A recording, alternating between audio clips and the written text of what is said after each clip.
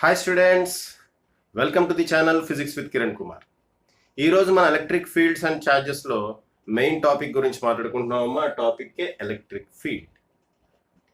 Electric field అంటే ఏంటి, వీటన్నిటి గురించి మనం ఈరోజు క్లాస్లో మాట్లాడుకుందామమ్మా. మనం లేట్ చేయకుండా మెయిన్ క్లాస్లోకి ఎంటర్ అయిపోదాం. చూడండి అమ్మా, ఫర్ ఎగ్జాంపుల్ మనం ఒక ఛార్జ్ ఇక్కడ పెట్టాం అనుకుందాం. ఒక పాజిటివ్ ఛార్జ్ని ఇక్కడ పెట్టాం. క్యూ అనే పాజిటివ్ ఛార్జ్ని మనం ఇక్కడ పెట్టాం అనుకోండి.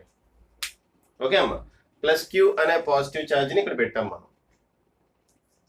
ఈ ఛార్జ్ దగ్గరికి నేను ఇక్కడ వేరే ఛార్జ్ ఏదో పెట్టా, సమ్ Q1 అనే ఛార్జ్ పెట్టా. ఇది పాజిటివ్ ఛార్జ్. ఇక్కడెక్కడో Q2 అనే ఛార్జ్ పెట్టా, ఇది కూడా పాజిటివ్ ఛార్జ్ అనుకోండి. ఇక్కడెక్కడో Q3 అనే ఛార్జ్ పెట్టా, ఇది నెగిటివ్ ఛార్జ్ అనుకోండి. ఓకే, ఇక్కడెక్కడో Q4 అనే ఛార్జ్ పెట్టేది కూడా నెగిటివ్ అనే అనుకోండి, మన ఇష్టం. ఇక్కడెక్కడో Q5 అనే ఛార్జ్ పెట్టా, ఇది మీ ఇష్టం, పాజిటివ్ నెగిటివ్ ఏదో ఒకటి అనుకోండి. సో ఈ Q అనే ఛార్జ్ దగ్గరికి ఇలా Q1, Q2, Q3, Q4 అనే ఛార్జెస్ నేను ఇలా పెట్టాను. అయితే ఈ రెండు కాంటాక్ట్లో ఉన్నాయా? లేవు. ఓకే, ఈ రెండు కాంటాక్ట్లో లేవమ్మా. ఈ రెండు కాంటాక్ట్లో లేవు. అయినా కానీ ఈ రెండు కాంటాక్ట్లో లేకపోయినా కానీ ఈ ఛార్జ్ మీద ఈ డైరెక్షన్లో ఫోర్స్ అప్లై చేస్తుంది. ఓకే అమ్మా, ఈ ఛార్జ్ మీద ఈ డైరెక్షన్లో ఫోర్స్ అప్లై చేస్తుంది. అలాగే ఇది దీని మీద ఫోర్స్ ఇలా అప్లై చేస్తుంది, ఇది దీని మీద ఫోర్స్ ఇలా అప్లై చేస్తుంది. ఇది ఎవరెవరి మీద అప్లై చేస్తుందో చూస్తున్నాం. ఇది దీని మీద ఫోర్స్ ఇలా అప్లై చేస్తుంది, ఇలా లాక్కుంటుంది కదా దగ్గరికి. ఇది నెగిటివ్ ఛార్జ్ కదా, అట్రాక్ట్ చేస్తుంది. సో ఇది కూడా నెగిటివ్ ఛార్జ్, దీన్ని కూడా ఇలాగే అట్రాక్ట్ చేస్తుంది. సో ఈ రకంగా ఈ ఛార్జ్ దీని చుట్టుపక్కల ఉన్న ఏరియాలో చూడమ్మా, ఈ పర్టికులర్ ఛార్జ్ దీని చుట్టుపక్కల ఉన్న కొంత ఏరియాలోని ఏ ఛార్జ్ని పెట్టినా దాని మీద కొంత ఫోర్స్ని అప్లై చేస్తుంది. అంటే ఈ ఛార్జ్ యొక్క ఇన్ఫ్లుయెన్స్ ఈ చుట్టుపక్కల ఏరియాలో ఉంది. ఎలా ఉంది, ఏ విధంగా ఉంది?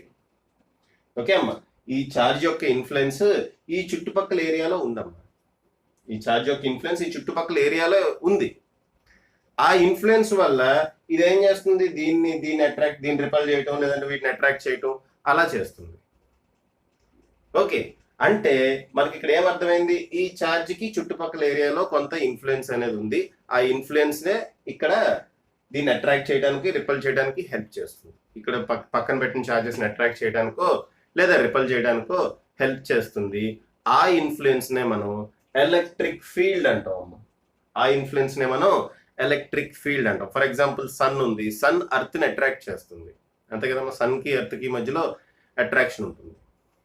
ఓకే, అలాగే డిఫరెంట్ ప్లానెట్స్ మధ్యలో అట్రాక్షన్ ఉంటుంది. ఎర్త్కి మూన్కి మధ్యలో కూడా అట్రాక్షన్ ఉంటుంది. ఆ రెండు నిజానికి కాంటాక్ట్లో ఉన్నాయా? లేదు. చాలా సమ్ థౌజండ్స్ ఆఫ్ కిలోమీటర్స్ దూరంలో ఉన్నాయి, some thousands lakhs of kilometres దూరంలో అవి ఉన్నాయి. అయినా కానీ సన్ ఎర్త్ని అట్రాక్ట్ చేస్తుంది, లేదా ఎర్త్ మూన్ మీద కొంత అట్రాక్టివ్ ఫోర్స్ని అప్లై చేస్తుంది. ఎందుకు ఇలా అప్లై చేస్తుంది అంటే, అర్త్ యొక్క గ్రావిటేషనల్ ఫీల్డ్లో మూన్ ఉంది. అర్త్ చుట్టూరు కొంత ఇన్ఫ్లుయెన్స్ అనేది ఒకటి ఉందమ్మా. ఆ ఇన్ఫ్లుయెన్స్నే మనం ఏమంటున్నాం, గ్రావిటేషనల్ ఫీల్డ్ అంటున్నాం. ఫస్ట్ ఇయర్లో మీరు చదువుకుని ఉంటారు గ్రావిటేషన్ లెసన్లో.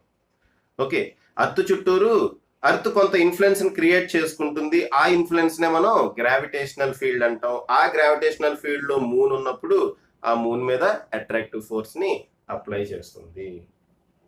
మనం ఏదో ఒక రాయి పైకి విసురుతాం, ఆ రాయి మళ్ళీ వెనక్కి తిరిగి భూమి మీద పడుతుంది. ఎందుకు అలాగా అంటే, ఆ రాయిని భూమి అట్రాక్ట్ చేస్తుంది.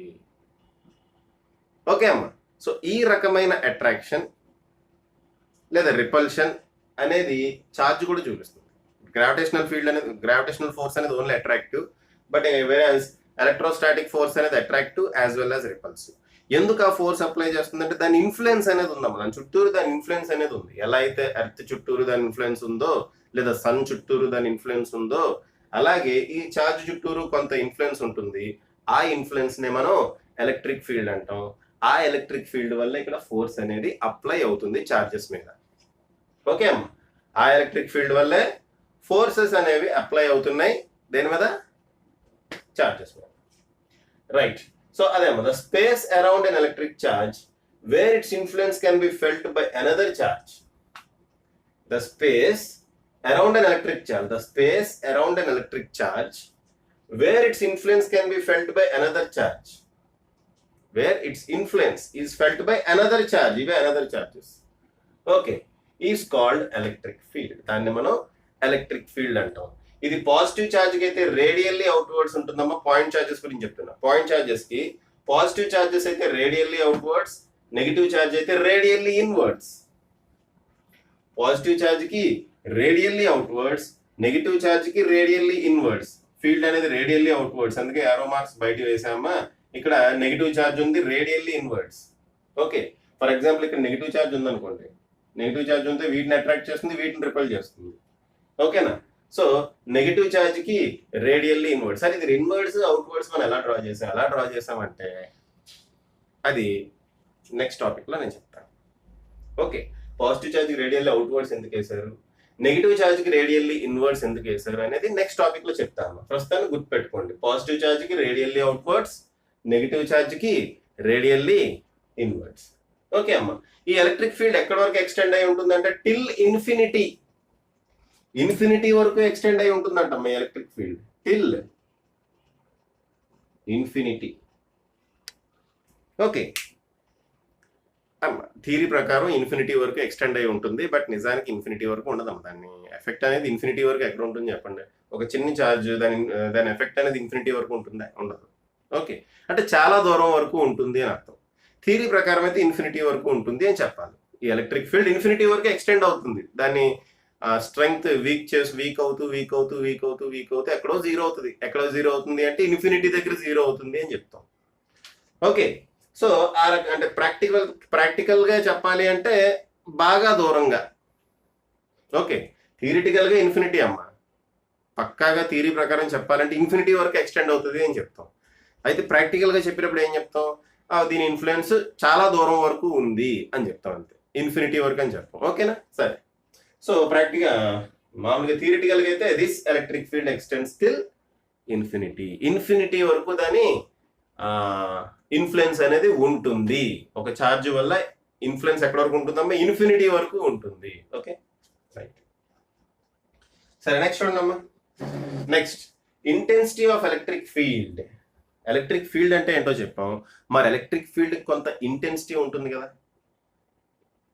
ఓకే, ఎలక్ట్రిక్ ఫీల్డ్ కి కొంత ఇంటెన్సిటీ ఉంటుంది కదమ్మా. ఓకేనా? దాన్నే ఎలక్ట్రిక్ ఫీల్డ్ స్ట్రెంగ్త్ అంటాం. ఇంటెన్సిటీ ఆఫ్ ఎలక్ట్రిక్ ఫీల్డ్ అనండి, లేదంటే ఎలక్ట్రిక్ ఫీల్డ్ స్ట్రెంగ్త్ అనండి, మనకి సేమ్. ఓకే అమ్మ, ఇంటెన్సిటీ ఆఫ్ ఎలక్ట్రిక్ ఫీల్డ్ అన్నా ఎలక్ట్రిక్ ఫీల్డ్ స్ట్రెంగ్త్ అన్నా రెండు ఒకటే అమ్మ. అయితే ఇక్కడ చూడండి, what is intensity of electric field అనేది చూద్దాం. ఓకే, సపోజ్ ఎలక్ట్రిక్ ఫీల్డ్ ఈ ఏరియాలో ఇలా ఉందమ్మా, ఏదో ఛార్జ్ వల్ల అనుకోండి. ఇక్కడ ఎలక్ట్రిక్ ఫీల్డ్ ఉంది, ఈ ఏరియాలో ఎలక్ట్రిక్ ఫీల్డ్ ఇలా ఉంది. ఓకే సార్, అసలు ఎలక్ట్రిక్ ఫీల్డ్ అంటే ఏంటో, intensity of electric field arrow marks ఇలా ఎందుకు పెట్టామో చెప్పాలి కదా. ఇంటెన్సిటీ ఆఫ్ ఎలక్ట్రిక్ ఫీల్డ్ అంటే చూడండి, for example E at a point in space is defined as the force experienced by unit positive test charge. Force experienced by unit positive test charge. దాన్నే intensity of electric field అంటామమ్మా. గుర్తుపెట్టుకోండి, మళ్ళీ చెప్తున్నామా. Intensity of electric field అంటే ఏంటి? Force experienced by unit positive test charge. ఏంటి అసలు unit positive test charge అంటే ఏంటి చూడమ్మా. టెస్ట్ ఛార్జ్ అంటే మీరు బై డిఫాల్ట్ పాజిటివ్ అని తీసుకోండి, నెగిటివ్ టెస్ట్ ఛార్జ్ ఉండవు. ఎందుకంటే మనం ఫస్ట్ నుంచి డిఫైన్ చేసినప్పుడు టెస్ట్ ఛార్జ్ని పాజిటివ్ గానే తీసుకొని డిఫైన్ చేశారు. కాబట్టి మనం అన్ని టెస్ట్ ఛార్జ్ అంటే పాజిటివ్ టెస్ట్ ఛార్జ్ అని అర్థం. టెస్ట్ ఛార్జ్ అంటే ఏంటి అసలు? What is test charge? Test charge అంటే it is a positive charge. First thing, it is a positive charge. రెండోది, very very small charge. Very very small magnitude అని రాయనా, small magnitude. Test charge ఉండాల్సిన qualities చెప్తున్నాము. Test charge అంటే అదొక positive charge. Okay, రెండోది very very small magnitude ఉంటుంది. Test charge value ఎంత ఉంటుందమ్మా, very very very very small magnitude ఉంటుంది. మూడోది it cannot create its own field. It cannot create its own field. Okay అమ్మా. So ఈ మూడు క్వాలిటీస్ ఉన్న ఛార్జ్నే మనం టెస్ట్ ఛార్జ్ అంటాం. నిజానికి అవి ఎగ్జిస్ట్ కాదు, బట్ మనం డెఫినేషన్ చెప్పుకుంటాం కోసం దాన్ని మనం అలా ఎజ్యూమ్ చేసుకుంటాం అమ్మా. టెస్ట్ ఛార్జ్ అంటే ఏంటి? It is a very very very small charge, small magnitude ఉన్న ఒక positive charge. It cannot creates its own field. దాని సొంతంగా అది ఓన్ ఫీల్డ్ ని క్రియేట్ చేసుకోలేని విధంగా ఉంటుంది అనమాట. చాలా చాలా చాలా చిన్న మ్యాగ్నిట్యూడ్. దాని ఫీల్డ్ ని మనం నెగ్లెక్ట్ చేయొచ్చు. దానికి కూడా ఫీల్డ్ ఉంటుంది, పాజిటివ్ టెస్ట్ ఛార్జ్ కూడా ఫీల్డ్ ఉంటుంది, బట్ దాన్ని మనం నెగ్లెక్ట్ చేయొచ్చు అనమాట. అంత చిన్న మ్యాగ్నిట్యూడ్ ఉన్న ఒక టెస్ట్ ఛార్జ్ని మనం తీసుకుంటాం. ఓకే, ఆ టెస్ట్ ఛార్జ్ మీద ఎంత ఫోర్స్ అప్లై అవుతుంది దాన్నే ఇంటెన్సిటీ ఆఫ్ ఎలక్ట్రిక్ ఫీల్డ్ అంటాం. దాన్నే మనం ఏమంటాం అమ్మా, ఇంటెన్సిటీ ఆఫ్ ఎలక్ట్రిక్ ఫీల్డ్. ఓకేనా? The force experienced by unit positive. For example నాకు ఈ పాయింట్ దగ్గర ఎలక్ట్రిక్ ఫీల్డ్ ఎంత ఉందో కావాలమ్మా. ఈ పాయింట్ దగ్గర ఎలక్ట్రిక్ ఫీల్డ్ ఎంత ఉందో కావాలి. నేనేం చేస్తా, ఈ పాయింట్ దగ్గర Q0 అనే ఛార్జ్ పెడతా. Q0 అంటే ఏంటమ్మా, that is a test charge, unit positive test charge అనమాట అది. ఓకే అమ్మా, Q0 అంటే ఏంటి? It is a unit positive test charge. ఆ యూనిట్ పాజిటివ్ టెస్ట్ ఛార్జ్ మీద ఎంత ఫోర్స్ అప్లై అవుతుంది, ఇటు అప్లై అవ్వచ్చు, లేదా ఇటు అప్లై అవ్వచ్చు, ఇటే అప్లై అవ్వచ్చు. ఎంత ఫోర్స్ అప్లై అవుతుందో దాన్నే ఇంటెన్సిటీ ఆఫ్ ఎలక్ట్రిక్ ఫీల్డ్ ఈ బార్ అంటాం. మామూలుగా జనరల్ గా ఎలక్ట్రిక్ ఫీల్డ్ ఈ బార్ అని రాసేస్తాం. ఇంటెన్సిటీ అన్న పదం వాడమమ్మా. ఎలక్ట్రిక్ ఫీల్డ్ స్ట్రెంగ్త్ అంటాం, లేదంటే ఎలక్ట్రిక్ ఫీల్డ్ అంటాం. సింపుల్ గా దాన్నే ఈ బార్ తో డినోట్ చేస్తాము. ఇంటెన్సిటీ ఆఫ్ ఎలక్ట్రిక్ ఫీల్డ్ ని ఈ బార్ తో డినోట్ చేస్తాము. ఓకే, అర్థమైంది కదమ్మా? ఏం చేయాలి మనం ఏ పాయింట్ దగ్గర అయితే ఎలక్ట్రిక్ ఫీల్డ్ క్యాలిక్యులేట్ చేయాలనుకుంటున్నామో ఆ పాయింట్ దగ్గర ఏం పెట్టాలి, ఒక unit positive test charge Q0 అనే యూనిట్ పాజిటివ్ టెస్ట్ ఛార్జ్ ని పెడుతున్నాను. ఆ Q0 అనే యూనిట్ పాజిటివ్ టెస్ట్ ఛార్జ్ మీద ఎంత ఫోర్స్ పనిచేస్తుందో అదే ఇంటెన్సిటీ ఆఫ్ ఎలక్ట్రిక్ ఫీల్డ్. ఆ ఇంటెన్సిటీ ఆఫ్ ఎలక్ట్రిక్ ఫీల్డ్ అనేది it is a vector quantity.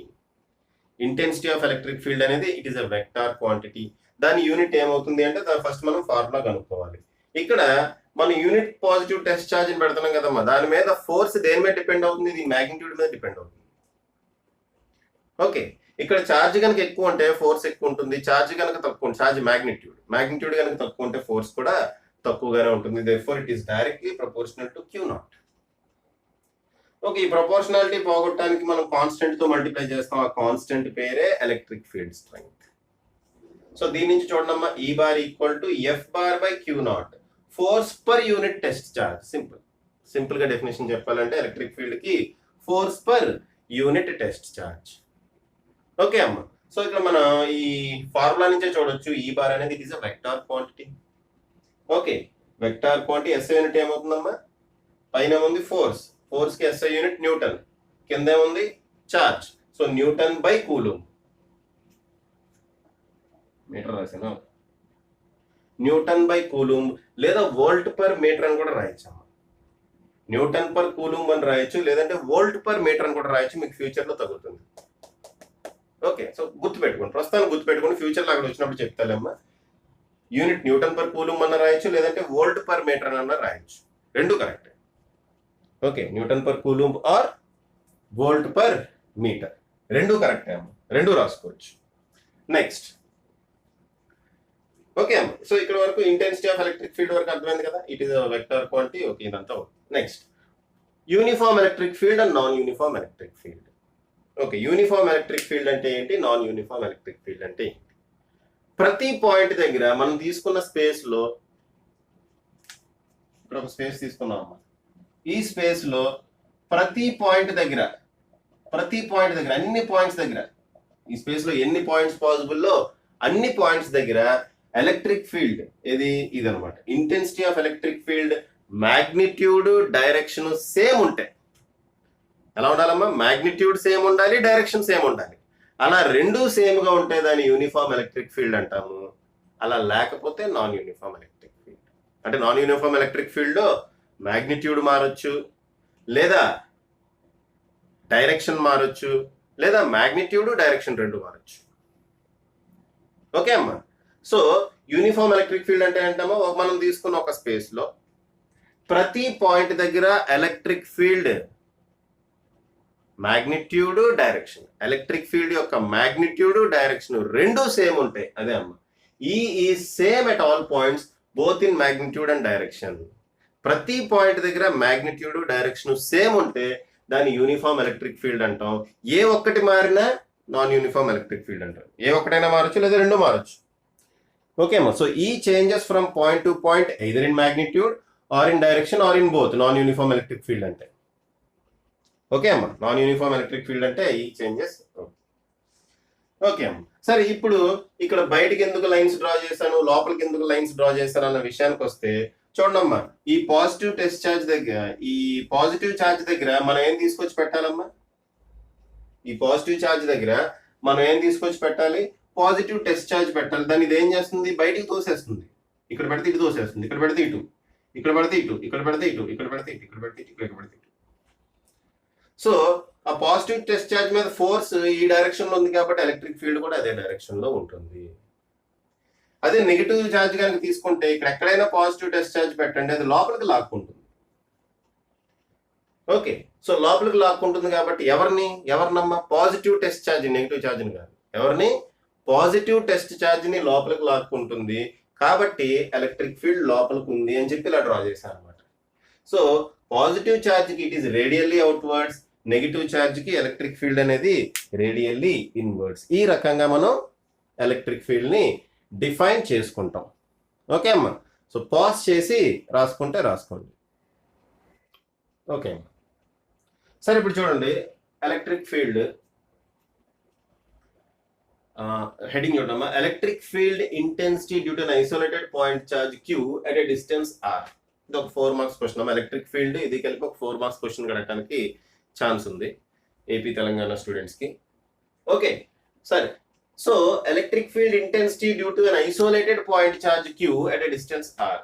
ఒక ఐసోలేటెడ్ పాయింట్ ఛార్జ్ క్యూ ఉందట. ఇది కూడా isolated point charge queue. Are అనే డిస్టెన్స్ లో ఎటైనా తీసుకోండి, ఆర్ అనే డిస్టెన్స్ ఇక్కడ తీసుకుందాం. ఓకే, అక్కడ తీసుకుందాం. సో ఆర్ అనే డిస్టెన్స్ లో ఒక పాయింట్ ని కన్సిడర్ చేస్తున్నా, పి అనే పాయింట్. ఆర్ అనే డిస్టెన్స్ లో పి అనే పాయింట్ కన్సిడర్ చేస్తున్నా. ఈ పి అనే పాయింట్ దగ్గర ఎలక్ట్రిక్ ఫీల్డ్ ఇంటెన్సిటీ ఎంత ఉంటుంది, ఎలక్ట్రిక్ ఫీల్డ్ ఇంటెన్సిటీ ఎంత ఉంటుంది అనేది నేను క్యాల్కులేట్ చేయాలి. ఈ డిస్టెన్స్ ఎంత అమ్మా? ఆర్. ఈ డిస్టెన్స్ ఎంత? ఆర్. దీనికి నేను ఏం చేయాలి? ఫస్ట్ ఈ పాయింట్ పి దగ్గర ఒక టెస్ట్ ఛార్జ్ పెట్టాలి. ఫస్ట్ ఏంటమ్మా? పుట్టే ఏదో నాకు వచ్చిన లాంగ్వేజ్ రాసిన బ్రిటన్ ఇంగ్లీష్. పుట్టే బ్రిటన్ ఇంగ్లీష్ కాదు, నేను యూఎస్ఏ కదా English. United States of Andhra Pradesh. Okay okay, పుట్టే test charge Q0 at P. Test charge అంటే ఏంటమ్మా? Positive test charge. Okay, Q0 అనే టెస్ట్ ఛార్జ్ నేను ఇక్కడ పెట్టాలి. సెకండ్ నేను ఏం చేయాలి? స్టెప్ వైజ్ చెప్తున్నాము, ఎలా క్యాల్కులేట్ చేస్తాం అనేది స్టెప్ వైజ్ చెప్తున్నా. ఫస్ట్ నేను ఏం చేశామమ్మా? Q అనే ఛార్జ్ ఉంది, పాయింట్ ఛార్జ్ ఇది, ఐసోలేటెడ్ పాయింట్ ఛార్జ్ పైగా. ఓకే, ఎవరికి సంబంధం లేదు అనమాట. ఐసోలేటెడ్ అంటే ఎవరికి సంబంధం లేదు. ఒక ఐసోలేటెడ్ పాయింట్ ఛార్జ్ కి ఆర్ అనే డిస్టెన్స్ లో పి అనే పాయింట్ కన్సిడర్ చేస్తున్నా, అక్కడ ఎలక్ట్రిక్ ఫీల్డ్ క్యాల్కులేట్ చేయాలి. ఆ ఎలక్ట్రిక్ ఫీల్డ్ క్యాల్కులేట్ చేయడానికి నేను చేస్తున్న స్టెప్స్. ఫస్ట్ ఏం చేయాలమ్మా? ఇక్కడ ఒక యూనిట్ పాజిటివ్ టెస్ట్ ఛార్జ్ పెట్టాను. Q0 అనే యూనిట్ పాజిటివ్ టెస్ట్ ఛార్జ్ ని ఇక్కడ పెట్టాను. Q0 అనే యూనిట్ పాజిటివ్ టెస్ట్ ఛార్జ్ ని పెట్టాను. సెకండ్ ఏం చేయాలి? I need to calculate the force. Calculate force on that test charge test charge due to Q. ఈ క్యూ దీని మీద ఎంత ఫోర్స్ అప్లై చేస్తుందో క్యాల్కులేట్ చేయాలి. ఈ క్యూ దీని మీద ఎంత ఫోర్స్ అప్లై చేస్తుందో క్యాల్కులేట్ చేయాలి. దానికి ఫార్ములా తెలుసు, F equal to Coulomb's law Q1 Q2 by 4 pi epsilon naught R square. So Q0 by 4 pi epsilon naught R square. లేదంటే దీన్నే F equal to KQ0 by R square అని కూడా రాయొచ్చమ్మా. K అంటే 1/4 pi epsilon naught, K అంటే 1/4 pi epsilon naught. కాబట్టి ఏదైనా రాసుకోవచ్చు, ఎలా అయినా రాసుకోవచ్చు, no problem. So force calculate చేశాను. థర్డ్ స్టెప్ ఏంటి? ఎలక్ట్రిక్ ఫీల్డ్ ఇంటెన్సిటీ క్యాల్కులేట్ చేయాలి. So force per unit test charge, force per unit test charge gives electric field intensity E bar. Force per unit test charge gives electric field intensity E bar. అంటే E bar equal to F by Q0. Equal ఎంతమ్మా? F by Q0. నేను ఇక్కడ magnitude గురించి మాట్లాడుతున్నాము, direction గురించి తర్వాత మాట్లాడుకుందాం. Equal to F by Q0. Okay అమ్మా, equal to F by Q0. Right. Equal to F అంటే Q0 by 4 pi epsilon naught R square divided by Q0. F by Q0 అంటే అంతే కదమ్మా.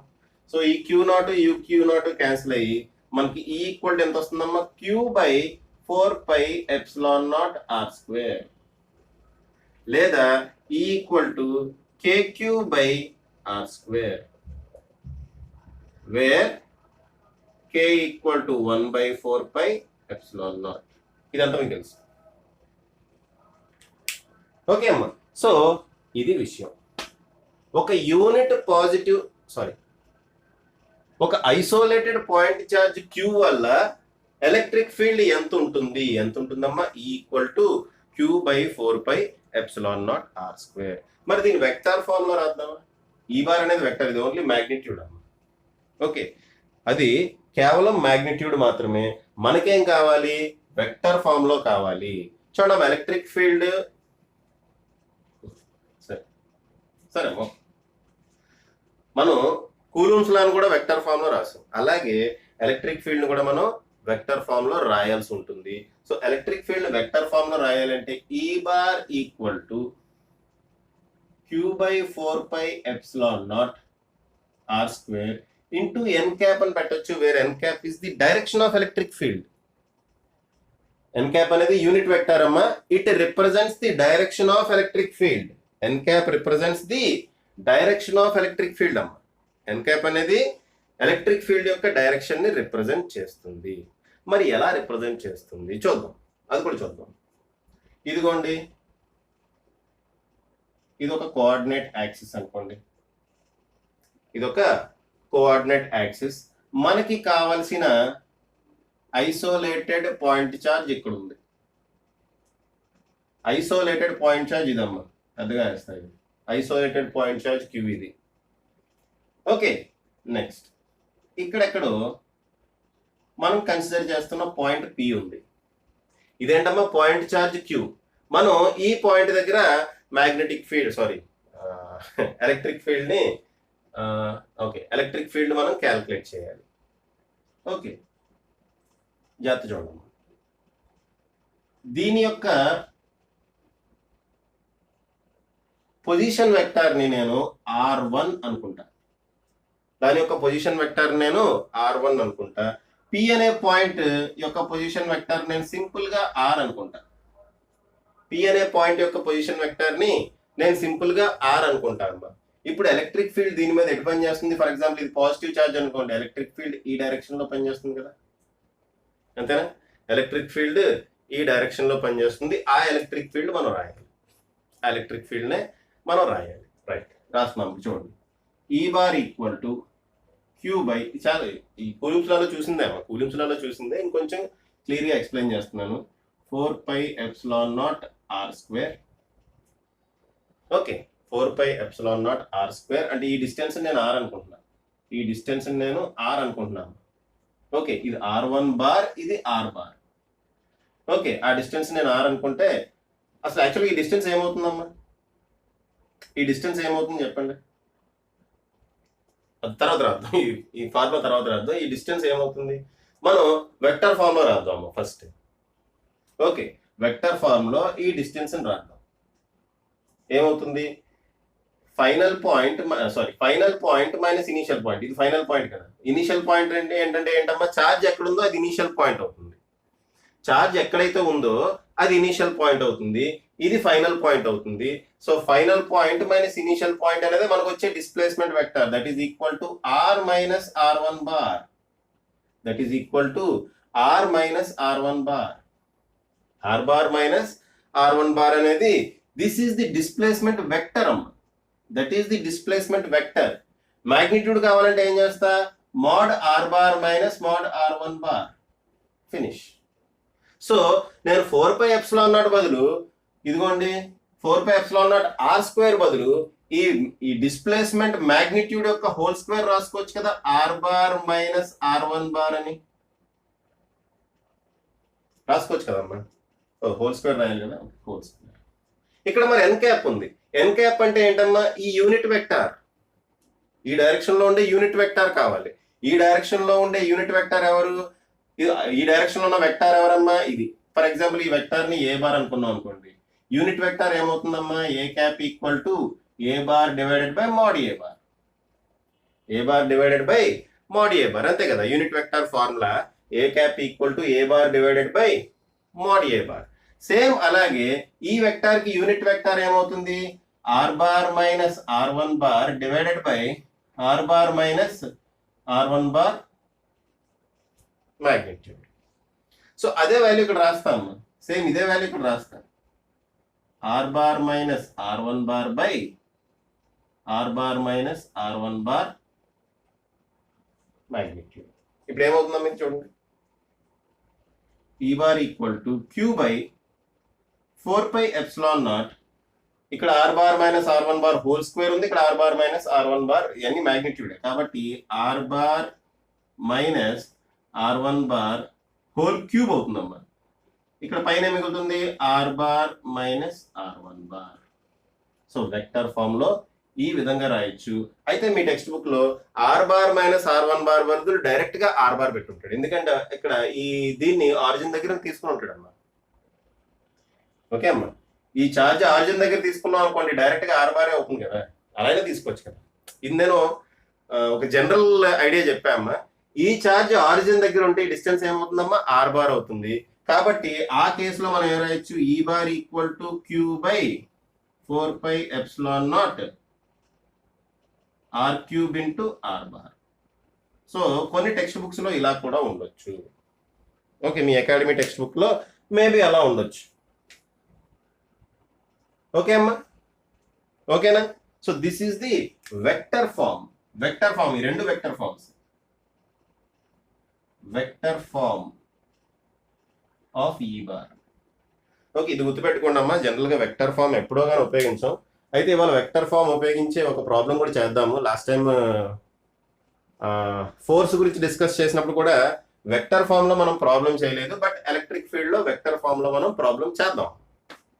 వెక్టర్ ఫామ్ కూడా idea ఉండాలి కదా. So vector form లో కూడా ప్రాబ్లం చేద్దాం.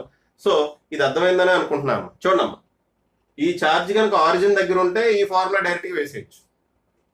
ఆరిజిన్ దగ్గర కాకుండా ఇక్కడ ఎక్కడో ఉందనుకోండి, అప్పుడు మనకు పొజిషన్ వెక్టార్స్ ఇస్తాడు. ఆ పొజిషన్ వెక్టార్స్ ప్రకారం అయితే ఇదిగోండి ఈ ఫార్ములా రాయాలి. ఓకే, ఈ పొజిషన్ వెక్టర్ ఇవి ఎలా రాసాము అన్నదే మీకు డౌట్ అమ్మా, అంతే కదా.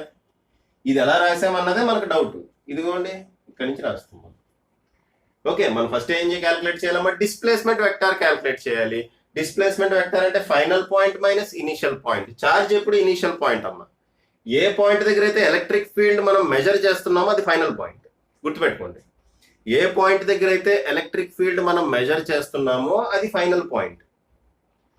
ఓకే, మన ఛార్జ్ ఉన్నది initial point. So final position vector minus initial position vector gives the displacement vector. So ఈ రెండింటికి మధ్యలో ఏముంటుందమ్మా? డిస్ప్లేస్మెంట్ వెక్టార్ ఉంటుంది. ఆ డిస్ప్లేస్మెంట్ వెక్టార్ రాయటమే మన కన్ఫ్యూజన్. ఓకే, టెక్స్ట్ బుక్ లో చూడండి R1 - R2 అంటాడు, కొన్ని చోట్ల R2 - R1 అంటాడు. ఏంటి సార్ ఇది, మాకు కన్ఫ్యూజన్ గా ఉంది అంటారు. కన్ఫ్యూజన్ ఏం పడొద్దమ్మా. మనకేంటి డిస్ప్లేస్మెంట్ వెక్టర్ కావాలి. డిస్ప్లేస్మెంట్ వెక్టర్ కావాలి అంటే initial position vector, final position vector minus initial position vector. ఇక్కడ పాయింట్ ఏ పాయింట్ దగ్గర అయితే ఎలక్ట్రిక్ ఫీల్డ్ మనం క్యాలిక్యులేట్ చెయ్యాలనుకుంటున్నామో ఆ పాయింట్ ఫైనల్ పాయింట్. ఓకే, ఎవరి వల్ల అయితే ఎలక్ట్రిక్ ఫీల్డ్ క్రియేట్ అవుతుందో ఆ పాయింట్ ఇనీషియల్ పాయింట్. ఛార్జ్ వల్ల క్రియేట్ అవుతుంది, అది ఇనీషియల్ పాయింట్. ఓకే అమ్మా. సో ఆ పాయింట్స్ మీరు దృష్టిలో పెట్టుకుంటే ఈ డిస్ప్లేస్మెంట్ వెక్టర్ రాయటం చాలా ఈజీ. ఆ డిస్ప్లేస్మెంట్ వెక్టర్ నుంచి ఇది కూడా రాయటం చాలా ఈజీ. అంతే, ఇక్కడ నుంచి వచ్చింది చూడండి. ఇక్కడ ఎన్ క్యాప్ అని పెట్టాం. ఎన్ క్యాప్ అంటే ఏంటో రాసాం అంతే. ఎన్ క్యాప్ అంటే యూనిట్ వెక్టర్ అమ్మా. ఎవరి యూనిట్ వెక్టర్? డిస్ప్లేస్మెంట్ యొక్క యూనిట్ వెక్టర్. డిస్ప్లేస్మెంట్ యొక్క యూనిట్ వెక్టర్ అని ఎందుకు చెప్తున్నా, మనకి ఇటు ఉంది. ఎలక్ట్రిక్ ఫీల్డ్ ఈ డైరెక్షన్ లో ఉంది. ఎలక్ట్రిక్ ఫీల్డ్ ఈ డైరెక్షన్ లో కూడా ఉండొచ్చు. ఎలక్ట్రిక్ ఫీల్డ్ ఈ డైరెక్షన్ లో ఉంది. ఎలక్ట్రిక్ ఫీల్డ్ ఈ డైరెక్షన్ లో కూడా ఉండొచ్చు అమ్మా. అప్పుడు రివర్స్ అవుతుంది. ఓకేనా, రైట్. పాజ్ చేసి రాసుకోండి అమ్మా. పాజ్ చేసి రాసుకోండి. ఓకే అమ్మా, చూడమ్మా. పాయింట్ ఛార్జ్ వల్ల ఎలక్ట్రిక్ ఫీల్డ్ అనేది మనకి ఫార్ములా వచ్చిందమ్మా, Q/4πε0r². ఓకేనా, Q/4πε0r². పాయింట్ ఛార్జ్ వల్ల ఎలక్ట్రిక్ ఫీల్డ్ మనం ఆల్రెడీ క్యాలిక్యులేట్ చేస్తాం. వెక్టర్ ఫామ్ కదా, నార్మల్ ఫామ్. జనరల్ గా మనం స్కేలర్ ఫామ్ ఉపయోగించే ప్రాబ్లమ్ సాల్వ్ చేస్తాం. అయితే ఇక్కడ ఒక పాయింట్ గుర్తుపెట్టుకోండి. స్కేలర్ ఫామ్ ఉపయోగించినప్పుడు అక్కడ మీకు పాజిటివ్ ఛార్జ్ ఉన్నా నెగిటివ్ ఛార్జ్ ఉన్నా పాజిటివ్ వాల్యూనే తీసుకోండి. స్కేలర్ ఫామ్ లో ఎలక్ట్రిక్ ఫీల్డ్ క్యాలిక్యులేట్ చేయాలి అనుకుంటున్నప్పుడు పాజిటివ్ ఛార్జ్ ఉన్నా అంటే +2 కూలూమ్స్ లేదా -3 కూలూమ్స్ ఉన్నాయి అనుకోండి, రెండు సార్లు మనం ప్లస్ తీసుకోవాలి. 2 కూలూమ్స్ 3 కూలూమ్స్ అనేది తీసుకుంటాం. ఆ తర్వాత డైరెక్షన్ ఎటు ఉంటుంది అనేది మనం లాజిక్ ఉపయోగించి క్యాలిక్యులేట్ చేస్తాం. అదే వెక్టర్ ఫామ్ లో మీరు ప్రాబ్లమ్ సాల్వ్ చేయాలనుకోండి. ఓకే, వెక్టర్ ఫామ్ లో మీరు ప్రాబ్లమ్ సాల్వ్ చేయాల్సి వస్తే అప్పుడు విత్ సైన్ తీసుకోవాలమ్మా. ఆ పాయింట్ గుర్తుపెట్టుకోండి. నేను ఇది కూలూమ్స్ లా చెప్పినప్పుడు కూడా చెప్పినట్టున్నాను. ఓకే అమ్మా.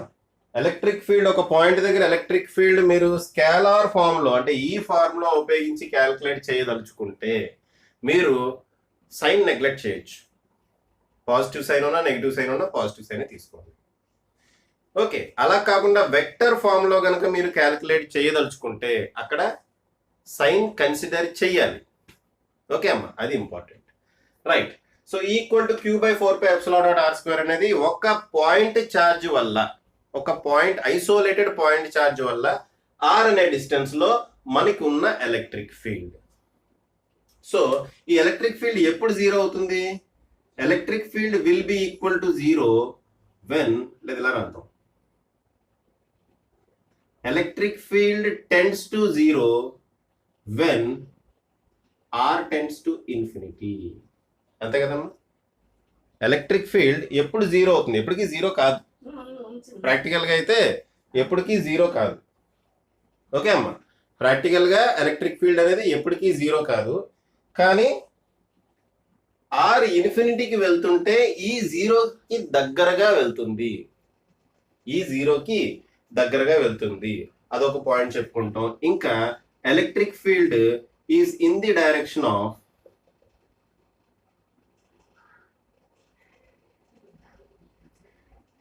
Electric field is in the direction of force అన్నమాట. ఓకే అమ్మా, ఎలక్ట్రిక్ ఫీల్డ్ ఫోర్స్ ఒకటే డైరెక్షన్ లో ఉంటాయి. ఓకే అమ్మా, ఆ పాయింట్స్ గుర్తుపెట్టుకోండి. ఇంకా చూడమ్మా, ఒక గ్రాఫ్ కూడా డ్రా చేయొచ్చు మనం. y యాక్సిస్ లో ఎలక్ట్రిక్ ఫీల్డ్ తీసుకొని, ఓకే, x యాక్సిస్ లో ఆ డిస్టెన్స్ తీసుకొని, y యాక్సిస్ లో ఎలక్ట్రిక్ ఫీల్డ్ తీసుకొని మనం గ్రాఫ్ డ్రా చేసాం అనుకోండి. చూడండి, ఇక్కడ E is proportional to 1/r². అంతేనా? So E is proportional to 1/r² అయినప్పుడు గ్రాఫ్ ఏ విధంగా వస్తుందమ్మా? ఈ విధంగా వస్తుంది. 0 అవుతుంది కదా. ఓకే,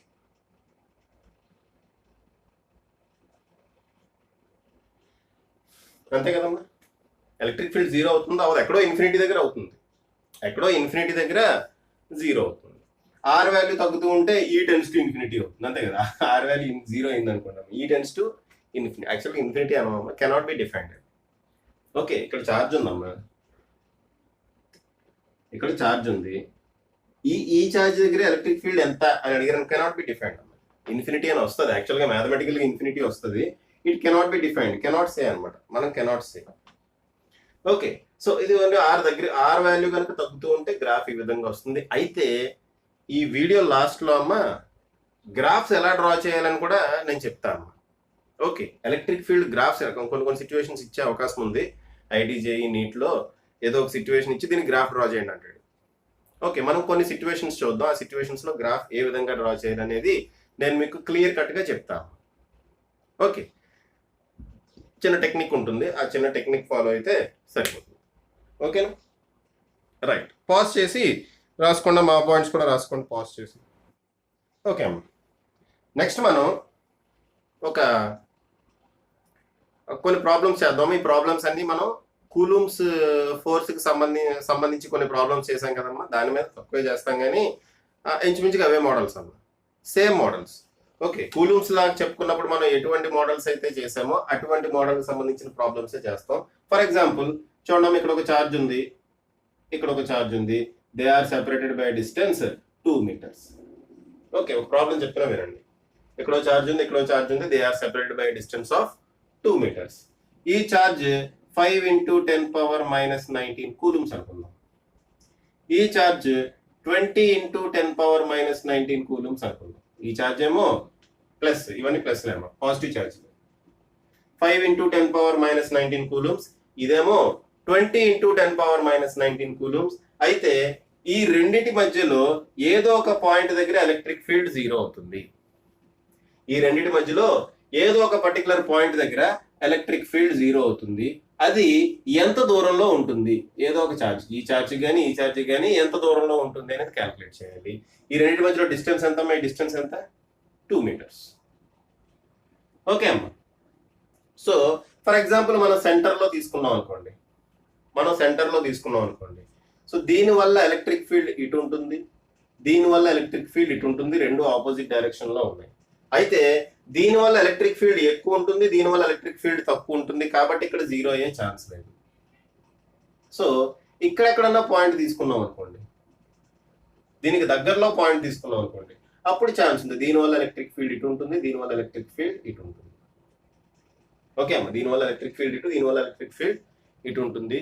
సో ఇది చిన్న ఛార్జ్ కాబట్టి దగ్గరగా పెట్టాము, ఎందుకంటే దీనివల్ల ఎలక్ట్రిక్ ఫీల్డ్ ఎక్కువ ఉండాలి, దీనివల్ల ఎలక్ట్రిక్ ఫీల్డ్ తక్కువ ఉండాలి అంటే తగ్గాలి. ఓకే, యాక్చువల్గా సెంటర్లో పెడితే దీనివల్ల ఎలక్ట్రిక్ ఫీల్డ్ ఎక్కువైపోతుంది, దీనివల్ల ఎలక్ట్రిక్ ఫీల్డ్ తక్కువైపోతుంది. సో ఈ వాల్యూ పెంచాలి అంటే మనం ఏం చేయాలి, ఇది ఇటువైపు తీసుకురావాలి. దీనివల్ల వాల్యూ తగ్గించాలి, దీనివల్ల వాల్యూ పెంచాలి అంటే మనం దీన్ని ఇలా లెఫ్ట్ హ్యాండ్ సైడ్ కి జరపాలి. సో ఇక్కడ ఎక్కడో పర్టికులర్ పాయింట్ దగ్గర, ఈ పర్టికులర్ పాయింట్ దగ్గర, ఓకే అమ్మ, ఈ పర్టికులర్ పాయింట్ దగ్గర ఎలక్ట్రిక్ ఫీల్డ్ 0 అయ్యింది అనుకోండి. సో ఈ డిస్టెన్స్ ని మీరు x అనుకోండి, ఆటోమేటిక్ ఈ డిస్టెన్స్ ఏమవుతుందమ్మా 2 - x. అంతే, ఇది 2 meters కదా. సో ఈ డిస్టెన్స్ x అయితే ఆటోమేటిక్ ఈ డిస్టెన్స్ ఏమవుతుంది 2 - x. ఫస్ట్ దీనివల్ల ఎలక్ట్రిక్ ఫీల్డ్ క్యాలిక్యులేట్ చేద్దాం, E1. దీనివల్ల ఎలక్ట్రిక్ ఫీల్డ్ క్యాలిక్యులేట్ చేద్దామమ్మా, E1 ఫార్ములా ఏంటి, Q/4πε0r². Q అంటే 5 × 10⁻⁻19 కూలూమ్స్ బై 4πε0. K రాసేనా, KQ/4πε0r² అని రాయనా, మనకి ఈజీగా ఉంటుంది. KQ/r² అని రాస్తాను, KQ/r² అని రాస్తాను.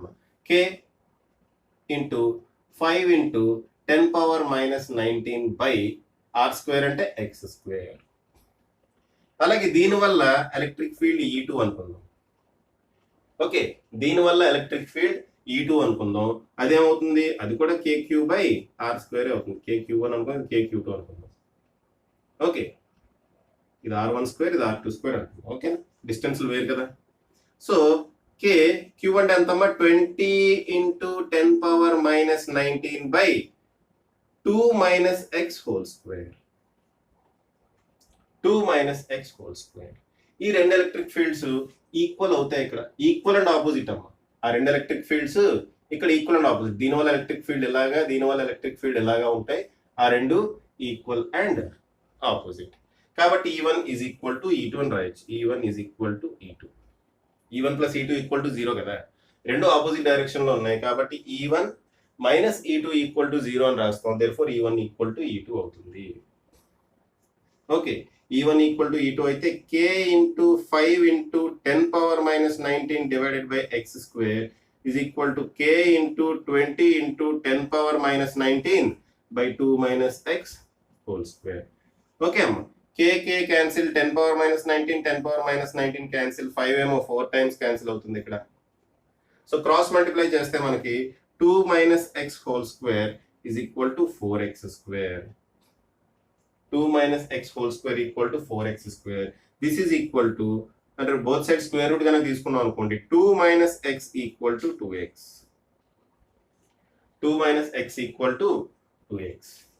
ఓకే అమ్మ, దేర్ఫోర్ ఇది అటు వెళ్తే 2 ఈక్వల్ టు 3x అవుతుంది. మైనస్ x అటు వెళ్తే ప్లస్ x అవుతుంది కదా.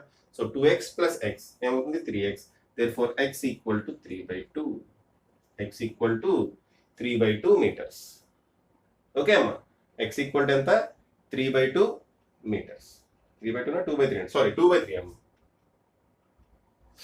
ఈ 2 ఇటు 3 ఇటు వస్తుంది కదా, 2/3 metres. So x equal to 2/3 metres. ఓకేనా. సో ఆ రకంగా మనం ఈ ప్రాబ్లం సాల్వ్ చేయొచ్చు. ఇంకో టైప్ ఆఫ్ ప్రాబ్లం తీసుకుంది. ఈసారి వెక్టర్ ఫామ్ ఉపయోగించే విధంగా ప్రాబ్లం చేద్దాం. ఈసారి వెక్టర్ ఫామ్ ఉపయోగించే విధంగా ప్రాబ్లం చేద్దాం. కొంచెం లెంగ్తీ ప్రాబ్లం అయ్యే ఛాన్స్ ఉంది. చూడండి, ఇదిగోండమ్మా ఎక్స్ యాక్సిస్, వై, ఇదో కోఆర్డినేట్ యాక్సిస్, ఇదో కోఆర్డినేట్ యాక్సిస్, ఇదిగోండి ఇది ఆరిజిన్. ఓకే, ఇది ఆరిజిన్. ఛార్జ్ ఇక్కడ లేదు, ఆరిజిన్. ఓకే, ఒక ఛార్జ్ ఇక్కడ కన్సిడర్ చేస్తున్నా, Q1 అనే ఛార్జ్ అక్కడ కన్సిడర్ చేస్తున్నా. నెక్స్ట్ Q2 అనే ఛార్జ్ ఇక్కడెక్కడో కన్సిడర్ చేస్తా. Q1 అనే ఛార్జ్ అక్కడ కన్సిడర్ చేస్తున్నా, Q2 అనే ఛార్జ్ ఇక్కడ కన్సిడర్ చేస్తున్నా. కన్సిడర్ చేస్తే చూడండి, ఆరిజిన్ నుంచి దీని పొజిషన్ వెక్టార్ R1 బార్ అనుకుంటా, ఈ పొజిషన్ వెక్టార్ ని R2 బార్ అనుకుంటా. నాకేం కావాలంటే find the point where electric field is 0. రెండు పాజిటివ్ చార్జెస్, రెండు పాజిటివ్ చార్జెస్. నాకేం కావాలమ్మా, find the point where electric field is 0. అది question. Find the point where E is equal to 0. Find the point where E equal to 0. Okay, అది నాకు కావాలి. So ఎలా calculate చేస్తాను నేను, చూడండి. ఆ పాయింట్ ఇది అనుకుంటాను నేను. ఇక్కడ ఎక్కడో ఉందమ్మా పాయింట్. P అనే పాయింట్ దగ్గర ఎలక్ట్రిక్ ఫీల్డ్ 0 అవుతుంది అని నేను అనుకుంటున్నా. నాకు తెలియదు ఆ పాయింట్ ఎక్కడ ఉంటుందో, నాకు తెలియదు, అక్కడ అనుకుంటున్నా. ఆ పాయింట్కి పొజిషన్ వెక్టార్ డ్రా చేస్తున్నా, అది R బార్. ఆ పాయింట్కి పొజిషన్ వెక్టార్ నేను డ్రా చేస్తున్నా అమ్మా, అది R బార్. ఓకే, దీనివల్ల ఎలక్ట్రిక్ ఫీల్డ్ ఈ డైరెక్షన్ లో పనిచేస్తుంది, దాన్ని మనం E2 బార్ అనుకుంటాం. దీనివల్ల ఎలక్ట్రిక్ ఫీల్డ్ ఇటు పనిచేస్తుంది, దాన్ని మనం ఏమనుకుంటున్నామమ్మా, E2 బార్. దీనివల్ల ఎలక్ట్రిక్ ఫీల్డ్ ఈ డైరెక్షన్ లో పనిచేస్తుంది, దాన్ని మనం ఏమనుకుందాం, E1 బార్. మనకేం తెలుసు, E1 bar plus E2 bar is equal to 0. E1 bar plus E2 bar is equal to 0. Okay అమ్మా, ఇక్కడ నేను ఈ ప్రాబ్లం యాక్చువల్గా చెప్పుకుంటూ వెళ్ళిపోతున్నా, కానీ యాక్చువల్గా దీనికన్నా ముందు సూపర్ పొజిషన్ ప్రిన్సిపల్ చెప్పాలమ్మా, అది చెప్పడం మర్చిపోయాను. ఓకే, ఇప్పుడు చెప్తా, ఆగండి. E1 bar plus E2 bar equal to 0 అది ఎలా రాశాను నేను, సూపర్ పొజిషన్ ప్రిన్సిపల్ నుంచి రాశా. అంతే కదమ్మా, సూపర్ పొజిషన్ ప్రిన్సిపల్ నుంచి రాశాను. నేను చెప్పుకుంటూ వెళ్ళిపోతున్నాను, తర్వాత ఇప్పుడు స్ట్రైక్ అయిందమ్మా, సూపర్ పొజిషన్ ప్రిన్సిపల్ చెప్పలేదు కదా అని. యాక్చువల్గా నేను కూలుంబ్స్ లా అప్పుడు సూపర్ పొజిషన్ ప్రిన్సిపల్ చెప్పాను. అలాగే ఎలక్ట్రిక్ ఫీల్డ్ కూడా సూపర్ పొజిషన్ ప్రిన్సిపల్ ఉంటుంది కదమ్మా. సూపర్ పొజిషన్ ప్రిన్సిపల్ డైరెక్ట్ గా నేను కాన్సెప్ట్ లో ఏమో సూపర్ పొజిషన్ ప్రిన్సిపల్ చెప్పకుండా కాన్సెప్ట్ లోకి వెళ్ళిపోయాను. ఓకే, సరే చూడమ్మా, సూపర్ పొజిషన్ ప్రిన్సిపల్ ఆల్రెడీ మీకు తెలుసమ్మా ఏమవుతుందో. చూడమ్మా, ఇక్కడ ప్లస్ Q అనే ఛార్జ్ ఉంది, ప్లస్ Q1. ఓకే, ఇక్కడ ప్లస్ Q2 అనే ఛార్జ్ ఉంది, ఇక్కడెక్కడో మైనస్ Q3 అనే ఛార్జ్ ఉంది అనుకోండి. ఇక్కడ ప్లస్ Q1 అనే ఛార్జ్ ఉంది, ఇక్కడ ప్లస్ Q2 అనే ఛార్జ్ ఉంది, ఇక్కడ మైనస్ Q3 అనే ఛార్జ్ ఉంది అనుకోండి. ఓకేనా. Plus Q1 plus Q2 minus Q3 అనే ఛార్జ్ ఉంది అనుకోండి. ఓకే, నాకు ఈ 3 ఛార్జీల వల్ల ఈ పాయింట్ దగ్గర ఇక్కడ P అనే పాయింట్ దగ్గర నాకు ఎలక్ట్రిక్ ఫీల్డ్ కావాలి. చూడమ్మా, ఈ ఛార్జ్ వల్ల ఎలక్ట్రిక్ ఫీల్డ్ ఈ పాయింట్ దగ్గర, ఈ ఛార్జ్ వల్ల ఎలక్ట్రిక్ ఫీల్డ్ ఈ పాయింట్ దగ్గర ఎలా ఉంటుందంటే ఇలా ఉంటుంది. అంతేగా, ఇక్కడ టెస్ట్ ఛార్జ్ పెట్టారనుకోండి, దాన్ని ఇటు ఈ డైరెక్షన్ లో ఫోర్స్ అప్లై చేస్తుంది. ఈ ఎలక్ట్రిక్ ఫీల్డ్ నేను E1 అనుకుంటా. Okay, E1 bar. దీనివల్ల ఎలక్ట్రిక్ ఫీల్డ్ చూడండి ఇలా ఉంటుంది. అంతేనా? Q2 వల్ల ఎలక్ట్రిక్ ఫీల్డ్ ఇలా ఉంటుంది, దాన్ని నేను E2 బార్ అనుకుంటా. Q3 వల్ల ఎలక్ట్రిక్ ఫీల్డ్ ఇలా ఉంటుంది. Q3 వల్ల ఎలక్ట్రిక్ ఫీల్డ్ ఇలా ఉంటుంది, దాన్ని నేను E3 బార్ అనుకుంటా. నాకు నెట్ ఎలక్ట్రిక్ ఫీల్డ్ కావాలి. నెట్ ఎలక్ట్రిక్ ఫీల్డ్ కావాలి. ఏమవుతుందమ్మా? E1 bar plus E2 bar plus E3 bar. E1 bar plus E2 bar plus E3 bar. అంటే నేను ఇక్కడ ఏం చేశానమ్మా? ఎలక్ట్రిక్ ఫీల్డ్స్ ని యాడ్ చేశాను. ఎలా యాడ్ చేశా? వెక్టోరియల్లీ యాడ్ చేశాను. ఎలా యాడ్ చేశానమ్మా? They are added vectorially. Okay, they are added vectorially. దాన్నే మనం సూపర్ పొజిషన్ ప్రిన్సిపల్ అంటాము. ఎనీ నెంబర్ ఆఫ్ చార్జెస్ అయినా ఉండొచ్చు. సూపర్ పొజిషన్ ప్రిన్సిపల్ ఏం చెప్తుంది అంటే net field due to number of point charges, net field at a point due to number of point charges is equal to E1 bar plus E2 bar plus E3 bar plus so on. ఎన్ని ఉంటాయి అన్ని charges. Okay, ఇప్పుడు దీనివల్ల E1 అనే electric field ఉంది కదా, ఈ E1 అనే ఎలక్ట్రిక్ ఫీల్డ్ ఈ రెండు ఏ పొజిషన్ లో ఉన్నాయి, ఎక్కడ ఉన్నాయి, వాటి స్ట్రెంగ్త్ అంతా దాని మీద డిపెండ్ కాదు. ఓకే, అలాగే దీనివల్ల E2 అనే ఎలక్ట్రిక్ ఫీల్డ్ ఫామ్ అయింది కదా ఇక్కడ. ఈ ఛార్జ్ వల్ల E2 అనే ఎలక్ట్రిక్ ఫీల్డ్ ఈ డైరెక్షన్ లో ఉంది కదా. ఆ E2 అనే ఎలక్ట్రిక్ ఫీల్డ్ ఈ రెండు ఛార్జెస్ మీద డిపెండ్ కాదమ్మా, దే ఆర్ ఇండిపెండెంట్. ఓకే, ఈ రెండు ఛార్జెస్ ఉన్నా E2నే ఉంటుంది, ఈ రెండు ఛార్జెస్ లేకపోయినా E2నే ఉంటుంది.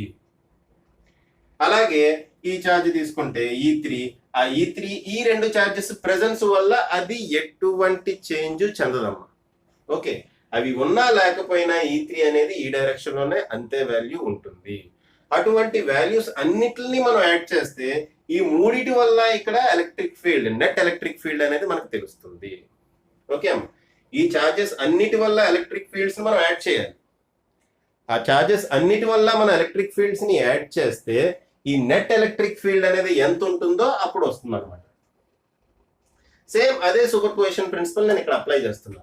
ఓకే, దీని వల్ల ఎలక్ట్రిక్ ఫీల్డ్ ఈ డైరెక్షన్ లో ఉంది, దీని వల్ల ఎలక్ట్రిక్ ఫీల్డ్ ఈ డైరెక్షన్ లో ఉంది. So E1 plus E2 equal to 0. E1 bar plus E2 bar is equal to 0 by applying superposition principle. 0 ఎందుకు రాశాను నేను ఇక్కడ నెట్ ఫీల్డ్ 0 అవ్వాలి అన్నాడు కాబట్టి. Find the point where electric field is 0. ఈ పాయింట్ P అనే పాయింట్ దగ్గర ఎలక్ట్రిక్ ఫీల్డ్ 0 అని నేను అనుకుంటున్నాను. P అనే పాయింట్ దగ్గర ఎలక్ట్రిక్ ఫీల్డ్ 0 అని నేను అనుకుంటున్నా. 0 అవుతుందో లేదా? ఓకే, 0 అవుతుంది అని నేను అనుకుంటున్నా. కాబట్టి వెక్టర్ సమ్ దేనికి ఈక్వల్ అవ్వాలి? వెక్టర్ సమ్ దేనికి ఈక్వల్ అవ్వాలమ్మా? 0కి ఈక్వల్ అవ్వాలి. ఇప్పుడు మనం E1 బార్ E2 బార్ ని మనం క్యాల్కులేట్ చేద్దాం బై, అయితే ఇక్కడ వెక్టర్స్ ఇచ్చా కాబట్టి వెక్టర్ ఫామ్ లో E1 బార్ E2 బార్ మనం క్యాల్కులేట్ చేయాలి. సో E1 బార్ ఏమవుతుందమ్మా? వెక్టర్ ఫామ్ లో కనుక రాస్తే Q1 బై 4 π ఎప్సిలాన్ నాట్. ఇదే అమ్మ technique. Q1 by 4 π epsilon naught. ఈ డిస్ప్లేస్మెంట్ వెక్టర్ ఏమవుతుందమ్మా? ఈ డిస్ప్లేస్మెంట్ వెక్టర్ ఏమవుతుంది, అలాగే ఈ డిస్ప్లేస్మెంట్ వెక్టర్ ఏమవుతుంది, అది మనకు కావాలి. ఈ డిస్ప్లేస్మెంట్ వెక్టర్ ఏమవుతుంది, ఈ డిస్ప్లేస్మెంట్ వెక్టర్ ఏమవుతుంది. డిస్ప్లేస్మెంట్ వెక్టర్ కనుక్కోవాలంటే నేను ఏం చెప్పాను? Final position vector minus initial position vector. Initial position vector ఎవరు? చార్జ్ ఎక్కడుంటే అది initial position vector. Final position vector ఎవరు? పాయింట్ ఎక్కడుంటే అది ఫైనల్ పొజిషన్ వెక్టర్. సో ఈ కేసులో ఫైనల్ పొజిషన్ వెక్టర్ ఏమో R bar, initial position vector ఏమో R1 బార్. కాబట్టి మనం ఏం రాయొచ్చు? R bar minus R1 bar divided by modulus of R bar minus R1 bar whole cube. Modulus of R bar minus R1 bar whole cube. కరెక్టే కదా? Absolutely correct. అలాగే E2 bar equal to ఏమవుతుందమ్మా? Q by 4 π epsilon naught. మళ్ళీ చెప్పట్లేదు నేను. R bar minus R2 bar by R bar minus R2 bar whole cube. R bar minus R two bar by R bar minus R two bar modulus of R bar minus R two bar whole cube. చూడండి ఇక్కడ modulus పెట్టాలంటే magnitude అని అర్థం. ఇక్కడ నేను modulus పెట్టాలంటే దాని meaning ఏంటి? That is the magnitude. ఇప్పుడు ఈ రెండింటిని యాడ్ చేస్తే 0 అవ్వాలి. అంటే Q by 4 epsilon naught R bar minus R one bar divided by R bar minus R one bar whole cube. ఇది Q1 కదా, whole cube plus Q2 divided by, ఇక్కడ ఒకవేళ మైనస్ ఉంటే మైనస్ రాయాలి, ఓకేనా, ఎందుకంటే వెక్టార్ ఫామ్ లో చేస్తున్నాం కదా. 4 epsilon naught R bar minus R two bar by R one bar కదా, R bar minus R two bar whole cube. This should be equal to 0. చూడమ్మా, ఈ రెండిట్లో 1/4 ఎప్సిలాన్ నాట్ కామన్ తీసి, ఈ రెండిట్లో 1/4 ఎప్సిలాన్ నాట్ కామన్ తీసి అటు తీసుకెళ్ళిపోయాం అనుకోండి 0 అయిపోతుంది. సో 1/4 ఎప్సిలాన్ నాట్ తీసేయచ్చు మనం. ఈ రెండిట్లో 1/4 ఎప్సిలాన్ నాట్ కామన్ తీసి క్రాస్ మల్టిప్లై చేసాం అనుకోండి 0 అయిపోతుంది. దేర్ఫోర్ మనకి ఏం మిగులుతుంది? Q1 into R bar minus R one bar divided by R bar minus R one bar whole cube plus Q2 into R bar minus R two bar by, ఇది modulus, R bar minus R two bar whole cube. This should be equal to 0. This should be equal to 0. ఇప్పుడు నేను total equation ని R bar minus R one bar whole cube తో multiply చేస్తాను. ఈ total equation ని R bar minus R one bar whole cube తో multiply చేస్తే ఇక్కడ ఇక్కడ R bar minus R one bar into R bar minus R one bar, ఇక్కడ into R bar minus R one bar, ఇక్కడ కూడా into R bar minus R one bar వేస్తాను. So ఎలాగో right hand side 0 అయిపోతుంది. ఓకే అమ్మా, ఇక్కడ R bar minus R one bar, ఇక్కడ R bar minus R one bar whole cube లు రెండు క్యాన్సిల్ అయిపోతాయి. నేను ఈ హోల్ క్యూబ్ తోటి టోటల్ ఈక్వేషన్ ని మల్టిప్లై చేస్తున్నా అమ్మా. ఓకే, మళ్ళీ చేస్తాం, ఆ స్టెప్ కూడా వేస్తాం. ఎందుకమ్మా? R bar minus R one bar into mod R bar minus R one bar whole cube divided by R bar minus R one bar whole cube. మొత్తం ఈక్వేషన్ మల్టిప్లై చేస్తాం దీంతో plus Q2 into R bar minus R two bar into R bar minus R one bar whole cube divided by R bar minus R two bar whole cube which is equal to R bar minus R one bar whole cube into 0, whole cube 0 అవుతుంది. So ఇది cancel అవుతుంది. Final గా మనకి ఏం మిగులుతుందమ్మా అది ఇటువైపు రాయన. Okay, final గా మనకి ఏం మిగులుతుందమ్మా అది? Q1 into R bar minus R one bar plus Q2 into R bar minus R two bar, okay, into ఇది divided by R bar minus R one bar whole cube. ఇదంతా మాడ్యులస్ అమ్మా. మాడ్యులస్ అంటే స్కేలార్ క్వాంటిటీ కదా. R bar minus R two bar whole cube is equal to 0. Okay అమ్మా, ఒకసారి చూసుకోండి అమ్మా, steps జాగ్రత్తగా చూడండి. స్టెప్ ఓకే, ఒకసారి స్టెప్ జాగ్రత్తగా చూడండి అమ్మా. ఓకేనా, జాగ్రత్త చూడండి. Very good.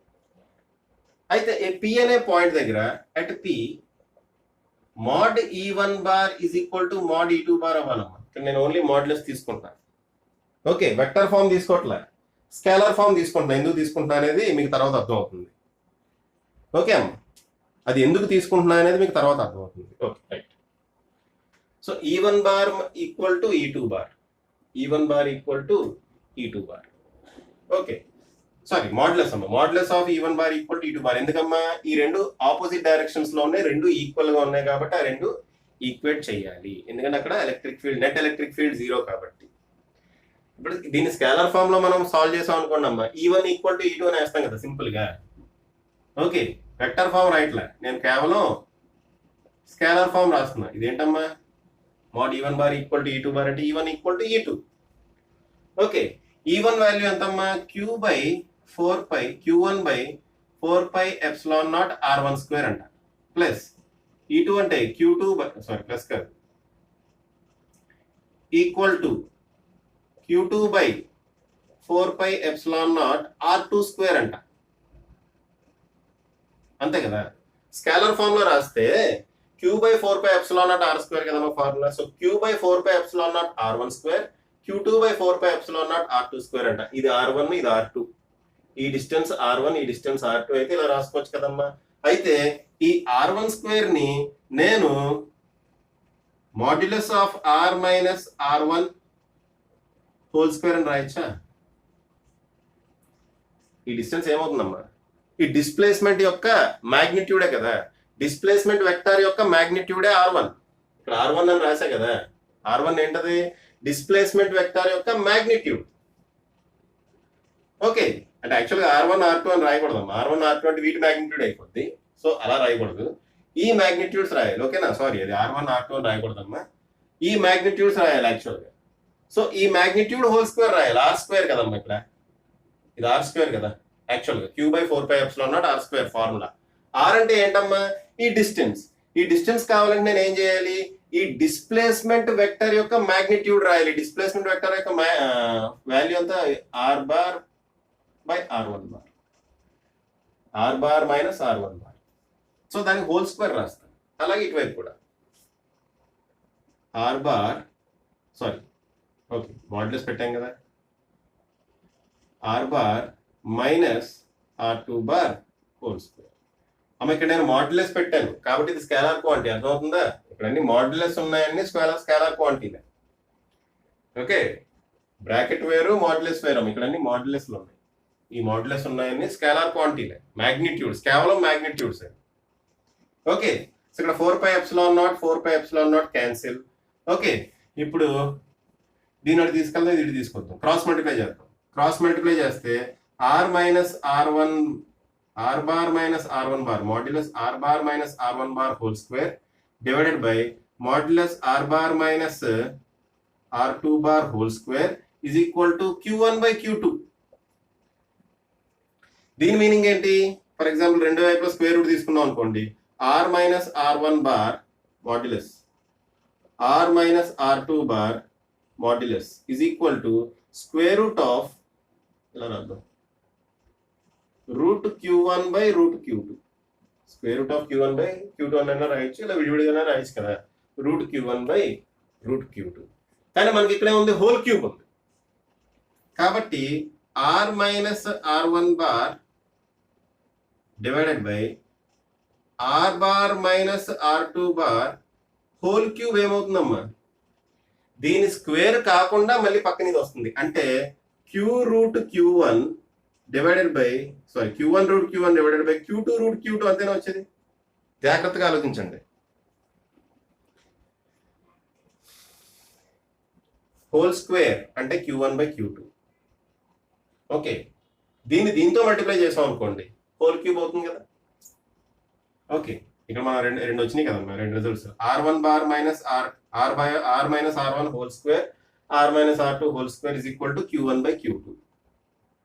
Okay, R minus R1 divided by R minus R2. ఇక్కడ హోల్ స్క్వేర్ లేదు, ఓన్లీ మామూలుగా ఉంది. అక్కడ ఏమొచ్చింది? స్క్వేర్ రూట్ వచ్చింది. ఈ రెండింటిని మల్టిప్లై చేసాం అనుకోండి, ఇదే వస్తుంది. సో ఈ వాల్యూని ఇప్పుడు దీంట్లో పెట్టండి. ఈ వాల్యూని తీసుకెళ్ళి ఇక్కడ దీంట్లో పెట్టండి. పెడితే ఏమొస్తుందమ్మా?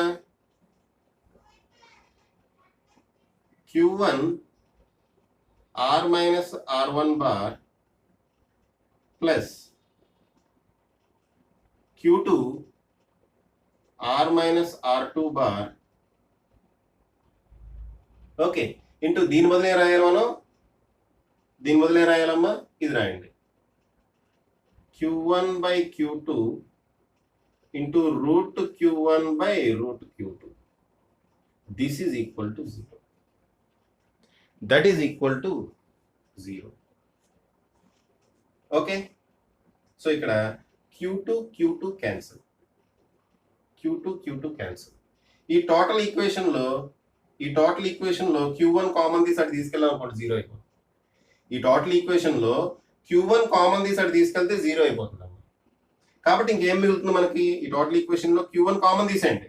ఈ రెండు ఈక్వేషన్ లో Q1 కామన్ గా ఉంది, అంతే, అదొకటే కామన్ గా ఉంది. అది కామన్ తీసి ఇటు తీసుకెళ్తే 0 డివైడెడ్ బై సంథింగ్ 0నే అవుతుంది. కాబట్టి ఇంక మనకి ఏం మిగులుతుంది? R bar minus R1 bar plus ఈ Q1 కూడా ఎగిరిపోయినట్టే, ఇది క్యాన్సిల్ చేసి పడేస్తాం. Okay, R minus R2 bar into root Q1 divided by root Q2 into root Q1 divided by root Q2 is equal to 0. Step కనపడుతుందమ్మా? బాగా కిందకి వెళ్ళిపోయిందా? కనపడుతుంది. Okay, very good, excellent. Okay, right. ఇప్పుడు నేను ఇక్కడ ఎల్సిఎం తీసుకున్నాను అనుకోండి, అమ్మా, రూట్ Q2 ఎల్సిఎం అవుతుంది. ఓకే, రూట్ Q2 ఎల్సిఎం అవుతుంది. ఇక్కడ ఏమొస్తుంది? root Q2 into R minus R1 bar, root Q2 into R minus R1 bar plus ఇక్కడ root Q1 into R minus R2 bar is equal to 0. root Q2 R minus, ఎందుకు sir ఈ problem మొదలెట్టారు మీరు? ఎంతనే ఉంది, ఇంకా అవ్వలేదండి. ఎంతనే మనం ఏం క్యాలిక్యులేట్ చేయాలి? ఆర్ బార్ వాల్యూ క్యాలిక్యులేట్ చేయాలి. సో ఈక్వేషన్ నుంచి ఆర్ బార్ వాల్యూ క్యాలిక్యులేట్ చేయొచ్చు కదా. ఇది క్రాస్ మల్టిప్లై చేశారనుకోండి 0 అయిపోతుంది. ఇది క్రాస్ మల్టిప్లై చేస్తే 0 అయిపోతుంది. సో దాన్ని మనం కన్సిడర్ చేయాల్సిన పని లేదు. ఓకే, ఇప్పుడు విడివిడిగా రాయండి, మల్టిప్లై చేసి విడివిడిగా రాయండి. ఏమవుతుందమ్మా? Root Q2 R bar minus root Q2 R1 bar plus root Q1 R bar minus root Q1 R2 bar is equal to 0. So R bar ఇటు నుంచి మిగిలినట్టు తీసుకెళ్ళండి. అప్పుడు ఏమవుతుంది? R bar into root Q1 plus root Q2, అంతేనా? Are బార్లో ఒకటే ఇక్కడ ఉంచి మిగిలినట్టు తీసుకెళ్ళిపోండి అమ్మా. ఇక్కడ ఏమవుతుంది? Root Q1 R1 bar, sorry R2 bar, root Q1 R2 bar plus root Q2 R1 bar, అంతేనా? ఈ మైనస్ లాంటి తీసుకెళ్ళండి అమ్మా, ప్లస్ అవుతాయి కదా. So plus root Q1 R2 bar plus root Q2 R1 bar ఇలా వచ్చింది. దీని నుంచి ఆర్ బార్ వాల్యూ ఏమవుతుందమ్మా? Root Q1 R2 bar plus root Q2 R1 bar divided by root Q1 plus root Q2. అమ్మయ్య, అయ్యిందిరా నాయన. Okay అమ్మా, చూడమ్మా, ఇక్కడ నేను Q1 Q2 R1 R2 అలా తీసుకొని చేశాను. దానివల్ల మీకు కొంచెం అది లెంగ్దీ ప్రాబ్లంలా అనిపించింది. Q1 Q2 R1 R2 అలా తీసుకుని చేయటం వల్ల మీకు లెంగ్దీ ప్రాబ్లంలా అనిపించింది. కానీ యాక్చువల్గా ప్రాబ్లం ఇచ్చేటప్పుడు ఈ R1 బార్ వాల్యూ ఇచ్చేస్తాడు, R2 బార్ వాల్యూ ఇచ్చేస్తాడు. మనం ఏం చేయాలి? సింపుల్గా పొజిషన్ వెక్టర్ క్యాలిక్యులేట్ చేయగలుగుతాం అమ్మా. వెక్టర్ ఫామ్లో క్యాలిక్యులేట్ చేసినప్పుడు మరి ఇటువంటి ఇది వస్తుంది. అందుకని జనరల్గా వెక్టర్ ఫామ్లో క్యాలిక్యులేట్ చేయకుండా ఉండటానికి చూస్తాం. బట్ ఈ సిచ్యువేషన్లో మనం చచ్చినట్టు వెక్టర్ ఫామ్ యూజ్ చేయవలసిందే. ఓకే అమ్మా, ఈ సిచ్యువేషన్లో ఖచ్చితంగా వెక్టర్ ఫామ్ యూజ్ చేయవలసిందే. అందుకని యూజ్ చేసి క్యాలిక్యులేట్ చేసామమ్మా. పాజ్ చేసి రాసుకోండి. ఓకే అమ్మా, ఇప్పుడు మనం కొన్ని ప్రాబ్లమ్స్ చేయాల్సి ఉన్నాయమ్మా.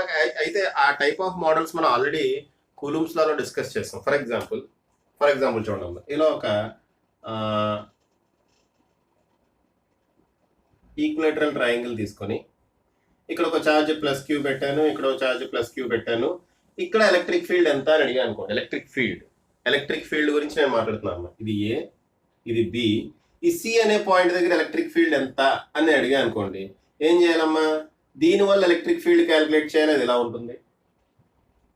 ఓకే, ఈ ఛార్జ్ వల్ల ఎలక్ట్రిక్ ఫీల్డ్ క్యాలిక్యులేట్ చేయాలి, ఈ డైరెక్షన్ లో ఉంటుంది. ఈ ఛార్జ్ వల్ల ఎలక్ట్రిక్ ఫీల్డ్ క్యాలిక్యులేట్ చేయండి, అది ఈ డైరెక్షన్ లో ఉంటుంది. దీన్నేమో E1 అనుకుందాం, దీన్ని E2 అనుకుందాం. ఓకే, దీనివల్ల ఎలక్ట్రిక్ ఫీల్డ్ ఎలా ఉంటుంది? ఇది E1 అనుకోండి, ఇది E2 అనుకోండి. రిజల్టెంట్ ఎలక్ట్రిక్ ఫీల్డ్ ఇటో ఉంటుంది, అంతే కదా. రిజల్టెంట్ ఎలక్ట్రిక్ ఫీల్డ్ ఇటో ఉంటుంది. ఇక్కడ E1 equal to equilateral triangle కాబట్టి ఇవన్నీ మనం చేసాము. కూలూమ్స్ లా చేసినప్పుడు ఇవన్నీ చేసాం. అందుకని దీని మీద ఎక్కువ దృష్టి పెట్టట్లేదు నేను. ఈ సైడ్ ఎంత అనుకుందామా, ఎల్ అనుకుందామా. ఈ సైడ్ లెంగ్త్ కనుక ఎల్ అనుకుంటే చూడండి, ఈ సైడ్ లెంగ్త్ కనుక ఎల్ అనుకుంటే ఇది E1 బార్, ఇది E2 బార్ అనుకుంటే మీరు చూడండి ఈక్వల్ సైడ్ లో ఉంది కాబట్టి వీటి magnitudes equal, E1 equal to E2. ఇక్కడ నేను వెక్టర్ ఫామ్ ఉపయోగించట్లేదు, స్కేలార్ ఫామ్ ఉపయోగిస్తున్నా. సో E1 E2 ఈక్వల్ అవుతాయి. E1 E2 is equal to E అనుకుంటా. ఓకే, ఈ యాంగిల్ ఎంతమ్మా 60 డిగ్రీస్, ఈ యాంగిల్ కూడా 60 డిగ్రీసే. సో ఈ యాంగిల్ కూడా 60 డిగ్రీసే. సో ఈ టోటల్ యాంగిల్ కూడా 60 డిగ్రీసే అవుతుంది. ఇదేంటమ్మా ఈ నెట్,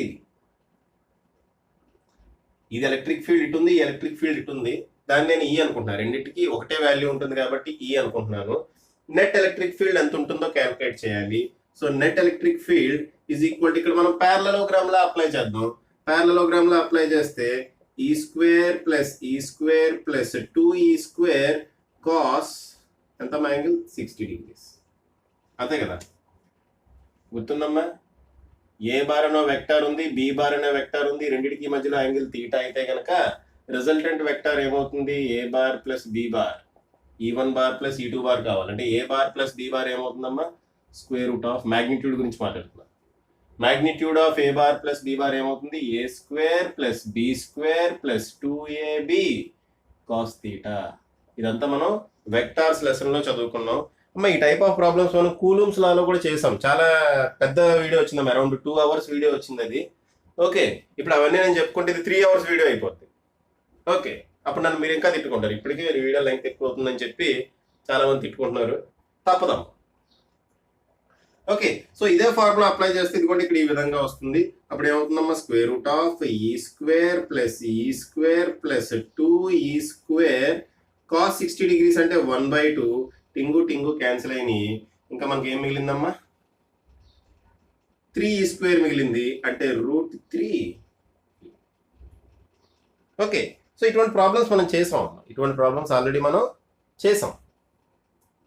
ఓకే, అలాగే స్క్వేర్ షేప్ లో పెట్టాం. స్క్వేర్ షేప్ లో ఇదిగోండి, ఇది ప్లస్ క్యూ, ఇది ప్లస్ క్యూ, ఇది ప్లస్ క్యూ.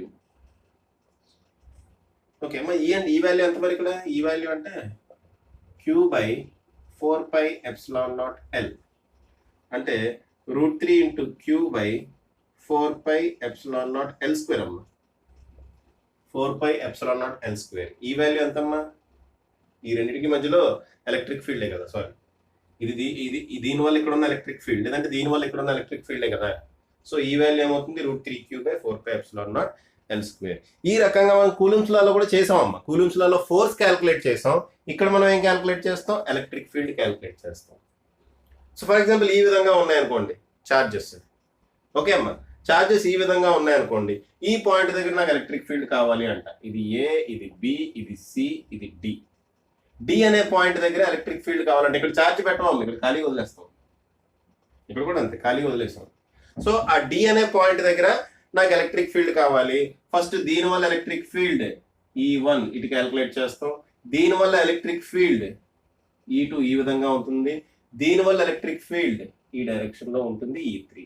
మనకి E1 + E2 + E3 కావాలి. బట్ ఇక్కడ వెక్టర్ ఫామ్ లో మనం సాల్వ్ చేయమమ్మా. మనం ఫస్ట్ ఏం సాల్వ్ చేస్తాం, E1 E2 వాల్యూస్ క్యాల్కులేట్ చేస్తాం, ఎందుకంటే రెండు ఈక్వల్ కాబట్టి. ఓకే అమ్మా, E1 = E2 = E ఈ విధంగా క్యాల్కులేట్ చేస్తాం. అర్థమవుతుంది కదమ్మా.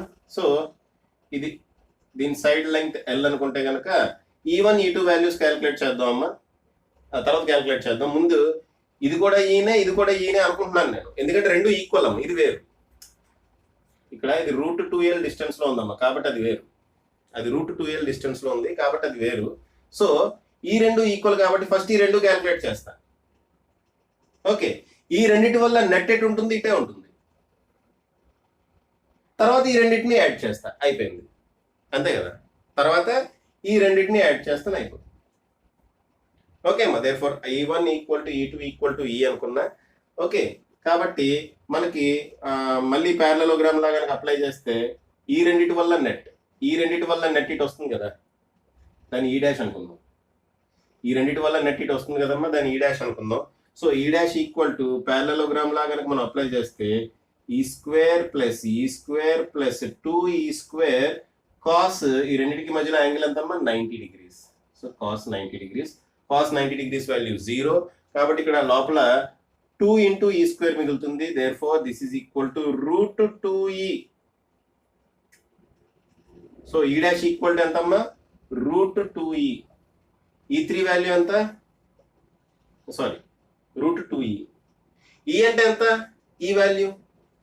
ఈ వాల్యూ అంటే దీనివల్ల ఇక్కడ ఎలక్ట్రిక్ ఫీల్డ్, లేదంటే దీనివల్ల ఎలక్ట్రిక్ ఫీల్డ్ ఎంత అమ్మది Q/4πε0L². సో ఈ డాష్ ఈక్వల్ టు ఏమవుతుంది √2 ఇంటూ Q/4πε0L². ఇవన్నీ మీకు తెలుసా, అందుకే ఫాస్ట్ గా తీసుకెళ్ళిపోతున్నా. ఈ డాష్ ఈక్వల్ టు √2 ఇవన్నీ మీకు తెలుసు అంటే ఫోర్స్ లో చేశారు. కూలూమ్స్ లా చెప్పినప్పుడు ఇటువంటి మోడల్స్ బోల్డ్ అని చేయించాను, అందుకని ఇక్కడ పెద్దగా ఎక్కువ స్ట్రెస్ చేయట్లేదు, మామూలుగా తీసుకెళ్ళిపోతున్నా, ఫాస్ట్ గా వెళ్ళిపోతున్నాను. ఓకే, సో ఈ డాష్ ఈక్వల్ టు √2Q/4πε0L². ఈ డాష్ వాల్యూ మనకి వచ్చేసింది. E3 వాల్యూ కావాలి. E3 వాల్యూ కావాలంటే దీని వల్ల ఇక్కడ ఎలక్ట్రిక్ ఫీల్డ్, ఎంత ఉందో కావాలి. అదేమవుతుందమ్మా Q/4πε0. ఈ డిస్టెన్స్ ఎంత √2L. So √2L² ఏమవుతుందమ్మా 2L². √2L² ఏమవుతుంది 2L² అవుతుంది. ఓకే, సో టోటల్ ఏమవుతుందమ్మా నెట్ ఎలక్ట్రిక్ ఫీల్డ్ ఏమవుతుంది ఈ డాష్ ప్లస్ E3. అంతే కదా, రెండు ఒకటే డైరెక్షన్ లో ఉన్నాయి కాబట్టి ఈ డాష్ ప్లస్ E3 అవుతుంది. Therefore √2Q/4πε0L² plus Q/4πε0 2L². ఓకేనా, సో ఇక్కడ Q/4πε0L² కనుక కామన్ తీస్తే ఈ లోపల ఏం మిగులుతుందమ్మా √2 మిగులుతుంది ప్లస్ 1/2. అంతేనా, √2 ప్లస్ 1/2. ఓకే, 2√2 ప్లస్ 1/2 అని కూడా రాయొచ్చు, మీ ఇష్టం అది. ఓకే అమ్మ, సో ఇది నెట్ ఎలక్ట్రిక్ ఫీల్డ్ ఇప్పుడు సిచ్యువేషన్ ఈ విధంగా ఉన్నప్పుడు. ఇవన్నీ మీకు తెలుసు అమ్మ. ఓకే, దీని గురించి మనం వరి అవ్వాల్సిన పనే లేదు. ఓకే, దీని గురించి వరి అవ్వాల్సిన పని లేదు. మన మెయిన్ ఎయిమ్ ఏంటంటే చూడండి, ఇటువంటి ప్రాబ్లమ్స్ మీకు కూలూమ్స్ లాలో ఎటువంటి మోడల్స్ అయితే చేశానో అవే మోడల్స్ మీరు ప్రాక్టీస్ చేయొచ్చు. కావాలంటే అవే మోడల్స్ లో మీరు ఎలక్ట్రిక్ ఫీల్డ్ క్యాల్కులేట్ చేయండి. ఎక్కడైతే నెట్ ఫోర్స్ నేను క్యాల్కులేట్ చేశానో ఆ పాయింట్స్ దగ్గర ఎలక్ట్రిక్ ఫీల్డ్ మీరు సొంతంగా క్యాల్కులేట్ చేయండి అమ్మ, నో ప్రాబ్లం, క్యాల్కులేట్ చేయండి. అయితే మీరు ఎక్కడైతే ఎలక్ట్రిక్ ఫీల్డ్ క్యాల్కులేట్ చేస్తున్నారో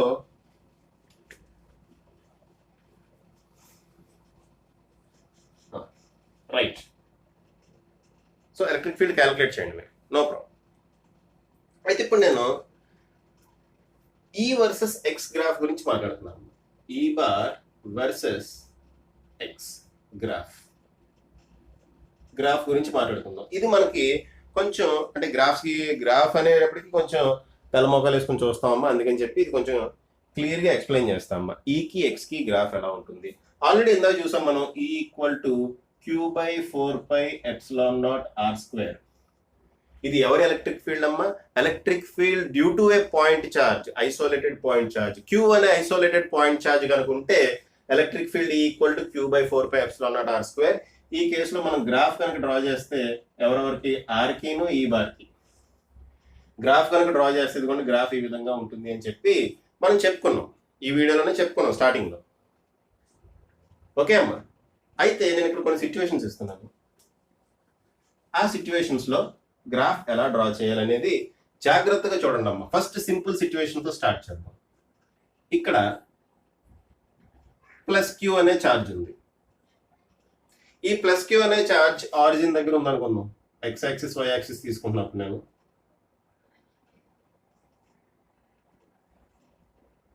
ఓకే అమ్మా, ఇది ఎక్స్ యాక్సిస్, ఇది వై యాక్సిస్. ఓకే, ఆరిజిన్ దగ్గర ప్లస్ క్యూ అనే ఛార్జ్ ఉంది అనుకో. ఆరిజిన్ దగ్గర ఏముందమ్మా ప్లస్ క్యూ అనే ఛార్జ్ ఆరిజిన్ దగ్గర ఉంది అని నేను తీసుకుంటున్నా. ప్లస్ క్యూ అనే ఛార్జ్ ఆరిజిన్ దగ్గర ఉంది. ఓకే, ఎక్స్ తో పాటు ఇది వై యాక్సిస్ లో ఎలక్ట్రిక్ ఫీల్డ్ తీసుకుంటా అమ్మా. వై యాక్సిస్ లో ఎలక్ట్రిక్ ఫీల్డ్ తీసుకుంటా. ఎక్స్ తో పాటు ఎలక్ట్రిక్ ఫీల్డ్ ఏ విధంగా మారుతుంది అనేది నాకు కావాలి. ఎక్స్ తో పాటు ఎలక్ట్రిక్ ఫీల్డ్ ఏ విధంగా మారుతుంది అనేది నాకు కావాలి. ఓకే, అంటే క్యూ నుంచి ఇలా దూరంగా వెళ్తున్నా అంటే డిస్టెన్స్ పెరుగుతుంది. క్యూ నుంచి ఇలా దూరంగా వెళ్తుంటే డిస్టెన్స్ పెరుగుతుంది. అలా డిస్టెన్స్ పెరుగుతుంటే గ్రాఫ్ ఏ విధంగా డ్రా చేయాలి చూడమ్మా. ఈక్వల్ టు క్యూ బై 4πε0, ఇక్కడ r బదులు x పెట్టాం కాబట్టి x². కాబట్టి గ్రాఫ్ ఏ విధంగా వస్తుంది, అంతే కదా సార్. దీంట్లో మనకు కష్టమైనది ఏముంది అని మీరు అనొచ్చు. దీంట్లో ఇక్కడ మనకు కష్టమైనది ఏముంది సార్, ఈజీ. గ్రాఫ్ ఇలా డ్రా చేస్తాం, అయిపోయింది కదా. ఇందాక ఎలా అయితే డ్రా చేస్తాం అలాగే డ్రా చేస్తాం, అయిపోయింది కదా. అంటే అక్కడితో అవ్వలేదమ్మా, సీన్ అక్కడితో అవ్వలేదు. ఓకే, ఎలక్ట్రిక్ ఫీల్డ్ చూడమ్మా, నేను క్యూ నుంచి ఈ వైపు కదులుతుంటే ఎలక్ట్రిక్ ఫీల్డ్ ఈ విధంగా తగ్గుతుంది అంట. మరి క్యూ నుంచి లెఫ్ట్ సైడ్ కదులుతుంటే ఎలక్ట్రిక్ ఫీల్డ్ గ్రాఫ్ ఎక్కడ డ్రా చేయాలి? క్యూ నుంచి నేను లెఫ్ట్ హ్యాండ్ సైడ్ కదులుతుంటే, పాజిటివ్ ఎక్స్ డైరెక్షన్ లో కదులుతుంటే మీరు ఇలాగా డ్రా చేయొచ్చు. ఓకే, అయిపోయింది. కరెక్టే, ఇది కరెక్టే, మీ గ్రాఫ్ కరెక్టే. పాజిటివ్ ఎక్స్ డైరెక్షన్ లో కదులుతుంటే ఈకి ఎక్స్ కి గ్రాఫ్ ఈ విధంగా డ్రా చేసేయచ్చు. Very good, 100% correct. అది 100% కరెక్ట్ అమ్మా. మరి ఈ నుంచి లెఫ్ట్ కదులుతుంటే నేను గ్రాఫ్ ఎలా డ్రా చేయాలి సార్? మీరు ఎలా డ్రా చేయాలమ్మా గ్రాఫ్? ఇలా డ్రా చేస్తామా? ఓకే, ఇలా డ్రా చేస్తామా? ఇలా డ్రా చేస్తామా? లేదంటే ఇలా డ్రా చేస్తామా? రెండు ఛాన్సులు ఉన్నాయి కదా. ఇలా కూడా డ్రా చేయొచ్చు కదా, ఇలా కూడా డ్రా చేయొచ్చు కదా. ఓకే, ఇక్కడ నుంచే అంది. ఇలా వెళ్తుంటే, దూరంగా వెళ్తుంటే ఇన్ఫినిటీ దగ్గర ఎక్కడో జీరో అవుతుంది ఎలక్ట్రిక్ ఫీల్డ్. తగ్గుతూ తగ్గుతూ తగ్గుతూ ఇన్ఫినిటీ దగ్గర ఎక్కడో జీరో అవుతుంది.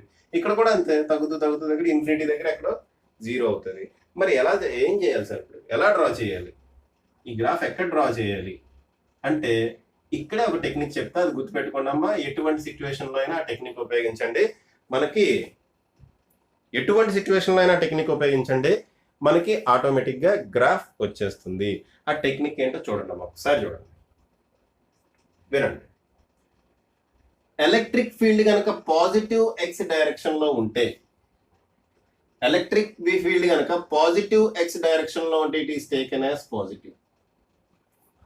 ఎలక్ట్రిక్ ఫీల్డ్ కనుక నెగిటివ్ ఎక్స్ డైరెక్షన్ లో ఉంటే, ఇటు ఉంటే, it is taken as negative. Electric field negative. ఆ ఒక్క పాయింట్ గుర్తుపెట్టుకున్నామా, మిగిలినవి మీకు easy. Electric field positive x direction లో ఉంటే, ఈ డైరెక్షన్ లో ఉంటే ఎలక్ట్రిక్ ఫీల్డ్ పాజిటివ్, ఈ డైరెక్షన్ లో ఉంటే ఎలక్ట్రిక్ ఫీల్డ్ నెగిటివ్. ఇప్పుడు చూడండి అమ్మా, క్యూ ఇక్కడ ఉంది, ఎలక్ట్రిక్ ఫీల్డ్ ఇటువైపు ఏ డైరెక్షన్ లో ఉంటుంది? ఇటే ఉంటుంది. అంటే పాజిటివ్ ఎక్స్ డైరెక్షన్ లో ఉంటుంది కాబట్టి ఇదిగోండి ఎలక్ట్రిక్ ఫీల్డ్ పాజిటివ్ వాల్యూ ఉంటుంది. ఇదిగోండి పాజిటివ్ వాల్యూ డ్రా చేసి, ఎలక్ట్రిక్ ఫీల్డ్ కి పాజిటివ్ వాల్యూ డ్రా చేసి అయిపోయింది అక్కడ. మరి ఇటువైపు లెఫ్ట్ హ్యాండ్ సైడ్కి వస్తే ఎలక్ట్రిక్ ఫీల్డ్ ఈ డైరెక్షన్ లో ఉంటుందమ్మా. ఓకే, ఛార్జ్కి ఇటువైపు ఎలక్ట్రిక్ ఫీల్డ్ ఇటు ఉంటుంది, అంతే కదా. ఛార్జ్కి ఇటువైపు ఇటు ఉంటుంది. ఇది ప్లస్ క్యూ అనే ఛార్జ్, ఇటువైపు చూస్తే ఎలక్ట్రిక్ ఫీల్డ్ ఇటు ఉంటుంది, ఇటువైపు చూస్తే ఎలక్ట్రిక్ ఫీల్డ్ ఇటు ఉంటుంది కదా. ఓకే, అప్పుడు మనం ఎలక్ట్రిక్ ఫీల్డ్ ఎలా తీసుకోవాలి? నెగిటివ్ కింద తీసుకోవాలి. ఎలక్ట్రిక్ ఫీల్డ్ నెగిటివ్ అంటే ఇది కదమ్మా, ఇది పాజిటివ్ సైడ్, ఇది నెగిటివ్ సైడ్ కదా. కాబట్టి గ్రాఫ్ ఈ విధంగా వస్తుంది అనమాట. ఇదమ్మా కరెక్ట్ గ్రాఫ్. ఓకేనా? మనకు ఒక సిచ్యువేషన్ ఇచ్చేస్తాడమ్మా. ఇది నేను సింపుల్ గ్రాఫ్, ఇది సింపుల్ ఇది. ఓకే, మనకు సిచ్యువేషన్ ఇచ్చేస్తాడు. ఆ సిచ్యువేషన్ లో గ్రాఫ్ ఎలా ఉందో చెప్పండి. ఎలక్ట్రిక్ ఫీల్డ్ గ్రాఫ్ ఎలా మారుతుంది, ఎక్స్ తో పాటు ఎలక్ట్రిక్ ఫీల్డ్ గ్రాఫ్ ఏ విధంగా మారుతుందో చెప్పండి మీరు అంటాడు. యూ ప్లీజ్ టెల్ మీ అంటాడు. ఏం చేస్తారు మీరు? అదిగోండి అది. ఓకే అమ్మా, ఈ రకంగా మనం గ్రాఫ్ ని డ్రా చేసుకోవాలి. ఓకే, అర్థమైంది కదా. నెక్స్ట్, సో ఇక్కడ పాజిటివ్ ఛార్జ్ బదులు నెగిటివ్ ఛార్జ్ పెడతా. ఆరిజిన్ దగ్గర పాజిటివ్ ఛార్జ్ బదులు నేను నెగిటివ్ ఛార్జ్ పెడతాను, -q పెడతా. పాజిటివ్ ఛార్జ్ బదులు నేను ఏం పెడుతున్నా? నెగిటివ్ ఛార్జ్ పెడుతున్నా, -q. ఇప్పుడు గ్రాఫ్ ఎలా డ్రా చేయాలి? సేమ్, ఇటేమో ఎక్స్ వాల్యూ, ఇటేమో ఈ వాల్యూ తీసుకుంటున్నా. ఇప్పుడు గ్రాఫ్ ఎలా డ్రా చేయాలి చూడమ్మా. ఇటువైపు మనం ఎలక్ట్రిక్ ఫీల్డ్ కనుక గమనిస్తే ఈ డైరెక్షన్ లోనే ఉంటుంది కదా, లెఫ్ట్ హ్యాండ్ సైడ్ డైరెక్షన్. ఇక్కడ ఏదైనా పాయింట్ తీసుకోండి. ఓకే, ఇక్కడ ఎలక్ట్రిక్ ఫీల్డ్ ఎటు ఉంటుందమ్మా? లోపలికి ఉంటుంది. -q ఛార్జ్ ఉందమ్మా, సో దానివల్ల ఎలక్ట్రిక్ ఫీల్డ్ ఎటు ఉంటుంది? లోపలికి ఉంటుంది. అంతేనా? అంతేనా? దీనివల్ల ఎలక్ట్రిక్ ఫీల్డ్ ఇలా లోపలికి ఉంటుంది, అంటే ఈ డైరెక్షన్ లో ఉంటుంది ఎలక్ట్రిక్ ఫీల్డ్, అంటే ఇది నెగిటివ్. ఇక్కడ ఈ డైరెక్షన్ లో ఉంటుంది ఎలక్ట్రిక్ ఫీల్డ్. అర్థమవుతుందమ్మా? ఇక్కడ ఎలక్ట్రిక్ ఫీల్డ్ ఈ డైరెక్షన్ లో ఉంటుంది. ఇటువైపుకి వస్తే ఎలక్ట్రిక్ ఫీల్డ్ పైన చేద్దాం, ఎందుకంటే ఇక్కడ గ్రాఫ్ డ్రా చేయాలి. అంతేనా కదా? ఇటువైపు చూసారనుకోండి ఎలక్ట్రిక్ ఫీల్డ్ ఈ డైరెక్షన్ లో ఉంటుంది, ఇటువైపు చూస్తే ఎలక్ట్రిక్ ఫీల్డ్ ఈ డైరెక్షన్ లో ఉంటుంది. సో ఇదేమో నెగిటివ్ ఎలక్ట్రిక్ ఫీల్డ్, ఇది positive electric field. Negative electric field కాబట్టి ఇక్కడి నుంచి ఇలా డ్రా చేస్తాం మనం గ్రాఫ్. ఇక్కడి నుంచి గ్రాఫ్ ఇలా డ్రా చేస్తాం. ఓకే అమ్మా, ఇటువైపు ఇది పాజిటివ్, చూడండి ఇటు ఉంది. ఇక్కడ నెగిటివ్ క్వాడ్రెంట్ లో ఉందా, పాజిటివ్ క్వాడ్రెంట్ లో ఉందా కాదు, డైరెక్షన్ చూడండి అంతే. ఇది పాజిటివ్ ఎక్స్ డైరెక్షన్ లో ఉంది, ఇది నెగిటివ్ ఎక్స్ డైరెక్షన్ లో ఉంది. ఇటు నెగిటివ్ ఎక్స్ డైరెక్షన్ లో ఉంది కాబట్టి గ్రాఫ్ ఇలా వస్తుంది, ఇటు పాజిటివ్ ఎక్స్ డైరెక్షన్ లో ఉంది కాబట్టి గ్రాఫ్ ఈ విధంగా వస్తుంది. ఓకే, సో నెగిటివ్ ఛార్జ్ కనుకుంటే గ్రాఫ్ ఆ విధంగా డ్రా చేయాలి. అర్థమవుతుందమ్మా? ఇది కాన్సెప్ట్ అర్థమవుతుంది కదా? ఇంకో సిచ్యువేషన్ తీసుకుందామా? ఇంకో సిచ్యువేషన్ తీసుకుందాం. ఈసారి 2 ఛార్జీలు తీసుకుందాం. ఇప్పుడు సింగిల్ ఛార్జ్ తో డ్రా చేసాం, ఇది ఈజీ. ఓకే, ఇది ఫస్ట్ సిచ్యువేషన్, ఇది సెకండ్ సిచ్యువేషన్. ఇప్పుడు 2 ఛార్జీలు తీసుకుందాం అమ్మా. 2 ఛార్జీలు తీసుకుందాం. ఎక్కడెక్కడ తీసుకుందాం? ఇదిగోండి +q, ఇక్కడ ఇంకో ఛార్జ్ ఉంది -q. ఇప్పుడు ఎలక్ట్రిక్ ఫీల్డ్ ఎలా ఉంటుంది? మజా వస్తుంది ఇప్పుడు. Okay right.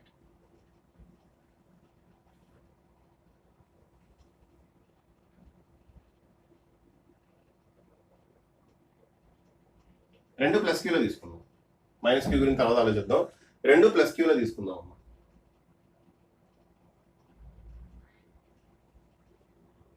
ఓకే, 2 +q, ఇది +q, ఇది కూడా +q. రైట్, దూరంగా ఉన్నాయి ఇవి.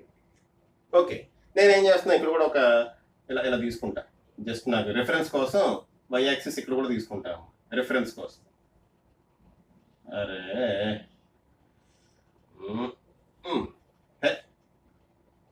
ఇలా స్ట్రైట్ లైన్ గీసేది అప్పుడు అక్కడ ఛార్జ్ పెడతాం టింగ్. ఓకే ఓకే, ఇది కూడా +q అమ్మ. ఇప్పుడు గ్రాఫ్ ఎలా ఉంటుంది? ఓకే, ఇప్పుడు గమ్మత్తుగా ఉంటుందమ్మ గ్రాఫ్. చూడమ్మ, 2 +qలు ఉన్నాయి కాబట్టి రెండిటి మధ్యలో ఎక్కడో ఎలక్ట్రిక్ ఫీల్డ్ 0 అవుతుంది. ఎక్కడ అవుతుందమ్మ 0? ఈ రెండిటి మధ్యలో ఎక్కడో ఎలక్ట్రిక్ ఫీల్డ్ 0 అవుతుంది. ఫస్ట్ దాని గురించి తర్వాత ఆలోచిద్దాం. చూడమ్మా, దీనివల్ల ఇటువైపు ఈ ఛార్జ్కి ఇటువైపు ఎవరు డామినేట్ చేస్తారో మీ ఛార్జ్ ఏమో 2 ఈక్వల్ మ్యాగ్నిట్యూడ్. ఇది వచ్చేసి ఈ ఏరియాలో డామినేట్ చేయలేదు కదా, అలాగే ఇది వచ్చేసి ఈ ఏరియాలో డామినేట్ చేయలేదు. ఓకే అమ్మ, 2 ఈక్వల్ మ్యాగ్నిట్యూడ్ దూరంగా ఉన్నాయి. 2 ఛార్జెస్ ఈక్వల్ మ్యాగ్నిట్యూడ్ అమ్మ దూరంగా ఉన్నాయి. ఓకే, ఇది ఈ ఏరియాని డామినేట్ చేయలేదు, ఇది ఈ ఏరియాని డామినేట్ చేయలేదు, క్వైట్ విజిబుల్. సో ఇక్కడ ఈ ఛార్జ్ డామినేట్ చేస్తుంది. ఈ ఛార్జ్ వల్ల ఇక్కడ ఎలక్ట్రిక్ ఫీల్డ్ ఎటు ఉంటుందమ్మా? ఇటువైపు. ఈ ఛార్జ్ వల్ల పాజిటివ్ ఎక్స్ యాక్సిస్ లో ఎలక్ట్రిక్ ఫీల్డ్ ఏ డైరెక్షన్ లో ఉంటుంది? ఈ ఛార్జ్ వల్ల పాజిటివ్ ఎక్స్ యాక్సిస్ లో ఎలక్ట్రిక్ ఫీల్డ్ ఏ డైరెక్షన్ లో ఉంటుంది? ఈ డైరెక్షన్ లోనే కదా. ఎలక్ట్రిక్ ఫీల్డ్ ఈ డైరెక్షన్ లో ఉంటే ఏంటమ్మా? పాజిటివ్. కాబట్టి గ్రాఫ్ ఎలా వస్తుంది? ఇదిగోండి ఈ విధంగా వస్తుంది. ఓకే, ఈ మధ్యలో సంగతి తర్వాత ఆలోచిద్దాం. నెక్స్ట్, ఈ ఛార్జ్ వల్ల ఇటువైపు ఎక్కువ డామినేషన్ ఉంటుంది. ఈ ఛార్జ్ డామినేషన్ ఇటువైపు ఉంటుందమ్మా ఎక్కువ. ఓకే, ఈ ఛార్జ్ ఇటు డామినేట్ చేయలేదు కదా, కాబట్టి ఈ ఛార్జ్ వల్ల ఎలక్ట్రిక్ ఫీల్డ్ ఎటు ఉంటుంది? ఇటే ఉంటుంది కదమ్మా. ఇది పాజిటివ్ ఛార్జ్ కాబట్టి away from the positive charge electric field ఉంటుంది కదా. సో ఈ డైరెక్షన్ లో ఉంటుంది. అదే ఏ డైరెక్షన్ అమ్మా? Negative X direction. Negative X direction అంటే ఎలక్ట్రిక్ ఫీల్డ్ నెగిటివ్, కాబట్టి మనకి గ్రాఫ్ ఈ విధంగా వస్తుంది. అంతేనా? మరి మధ్యలో ఏ విధంగా వస్తుంది? అది చూడాలి మనం. మధ్యలో ఏ విధంగా వస్తుంది? ఓకే సరే అమ్మా, ఇక్కడ +q ఛార్జ్ ఉంది, ఇక్కడ +q ఛార్జ్ ఉంది. ఈ 2 ఛార్జీల వల్ల ఎలక్ట్రిక్ ఫీల్డ్ ఇక్కడ సెంటర్ లో 0 అవుతుందేమో. ఎలక్ట్రిక్ ఫీల్డ్ ఈ 2 ఛార్జీల వల్ల ఇక్కడ సెంటర్ లో 0 అవుతుందేమో. ఇలా కూడా డాటెడ్ లైన్ డ్రా చేస్తున్నా. ఇక్కడ ఎలక్ట్రిక్ ఫీల్డ్ ఏంటమ్మా, ఈక్వల్ టు 0. ఓకే, అర్థమవుతుందమ్మా. ఆ సెంటర్లో ఎలక్ట్రిక్ ఫీల్డ్ ఏమవుతుందమ్మా, 0 అవుతుంది కదా. రైట్, ఇప్పుడు దీన్ని 2 పార్ట్ల కింద డివైడ్ చేయండి. దీన్ని మనం 2 పార్ట్స్ కింద డివైడ్ చేసాం. ఈ పార్ట్లో ఈ ఛార్జ్ డామినేట్ చేస్తుంది, ఈ పార్ట్లో ఏమో ఈ ఛార్జ్ డామినేట్ చేస్తుంది. ఓకేనా, ఇక్కడ నెట్ ఎలక్ట్రిక్ ఫీల్డ్ 0 అమ్మా. ఈ పార్ట్లో ఇటువైపు ముక్కలో ఈ ఛార్జ్ డామినేట్ చేస్తుంది, ఇటువైపు ముక్కలో ఈ ఛార్జ్ డామినేట్ చేస్తుంది. మరి దీని ఎఫెక్ట్ ఇక్కడ కూడా ఉంటుంది, ఉండదని కాదమ్మా. దీని ఎఫెక్ట్ ఇక్కడ కూడా ఉంటుంది, దీని ఎఫెక్ట్ ఇక్కడ కూడా ఉంటుంది, బట్ తక్కువ ఉంటుంది. ఎవరు డామినేట్ చేస్తున్నారు అనేది ఇంపార్టెంట్ అమ్మా. ఓకే అమ్మా, సో ఈ హాఫ్లో ఇది డామినేట్ చేస్తుంది, అటువైపు హాఫ్లో ఈ ఛార్జ్ డామినేట్ చేస్తుంది. సో ఈ హాఫ్లో ఈ ఛార్జ్ డామినేట్ చేస్తుంది కాబట్టి ఈ ఛార్జ్ వల్ల ఎలక్ట్రిక్ ఫీల్డ్ ఈ డైరెక్షన్లో ఉంటుంది. అంటే ఇక్కడ పాజిటివ్ ఎలక్ట్రిక్ ఫీల్డ్. ఈ ఛార్జ్ వల్ల ఇటువైపు పార్ట్లో ఎలక్ట్రిక్ ఫీల్డ్ ఈ డైరెక్షన్లో ఉంటుంది. అంటే ఇక్కడ ఎలక్ట్రిక్ ఫీల్డ్ నెగిటివ్. సో ఈ డైరెక్షన్లో ఇక్కడ పాజిటివ్ ఎలక్ట్రిక్ ఫీల్డ్ ఉంది, ఇక్కడ నెగిటివ్ ఎలక్ట్రిక్ ఫీల్డ్ ఉంది. సో ఇక్కడ పాజిటివ్ ఎలక్ట్రిక్ ఫీల్డ్ ఇలా డ్రా చేస్తున్నా, ఇక్కడ 0 అవుతుందమ్మా. ఈ ముక్క దగ్గర 0 అవుతుంది కాబట్టి నేను ఇక్కడ టచ్ చేశాను. ఈ కేసెస్లో టచ్ చేయలే ఎక్కడంటే, ఎందుకంటే ఇన్ఫినిటీ దగ్గర 0 అవుతుంది. ఈ కేసెస్లో ఇన్ఫినిటీ దగ్గర ఎక్కడో 0 అవుతుందమ్మా, కాబట్టి నేను అక్కడ టచ్ చేయలే. బట్ ఈ కేసులో ఇక్కడ యాక్చువల్గా 0 అవుతుంది. సెంటర్లో యాక్చువల్గా 0 అవుతుంది. ఓకే అమ్మా, సేమ్ అలాగే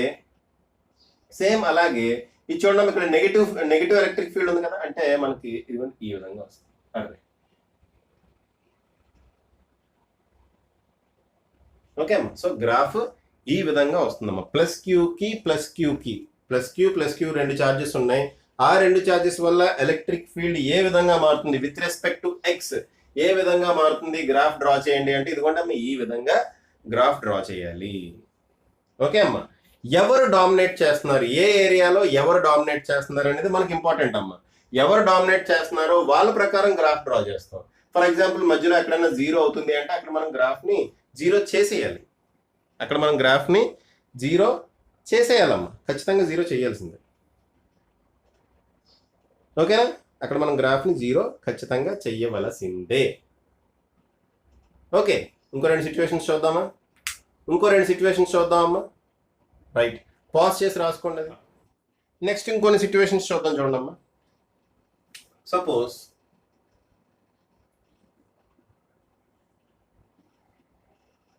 ఓకే, ఇక్కడ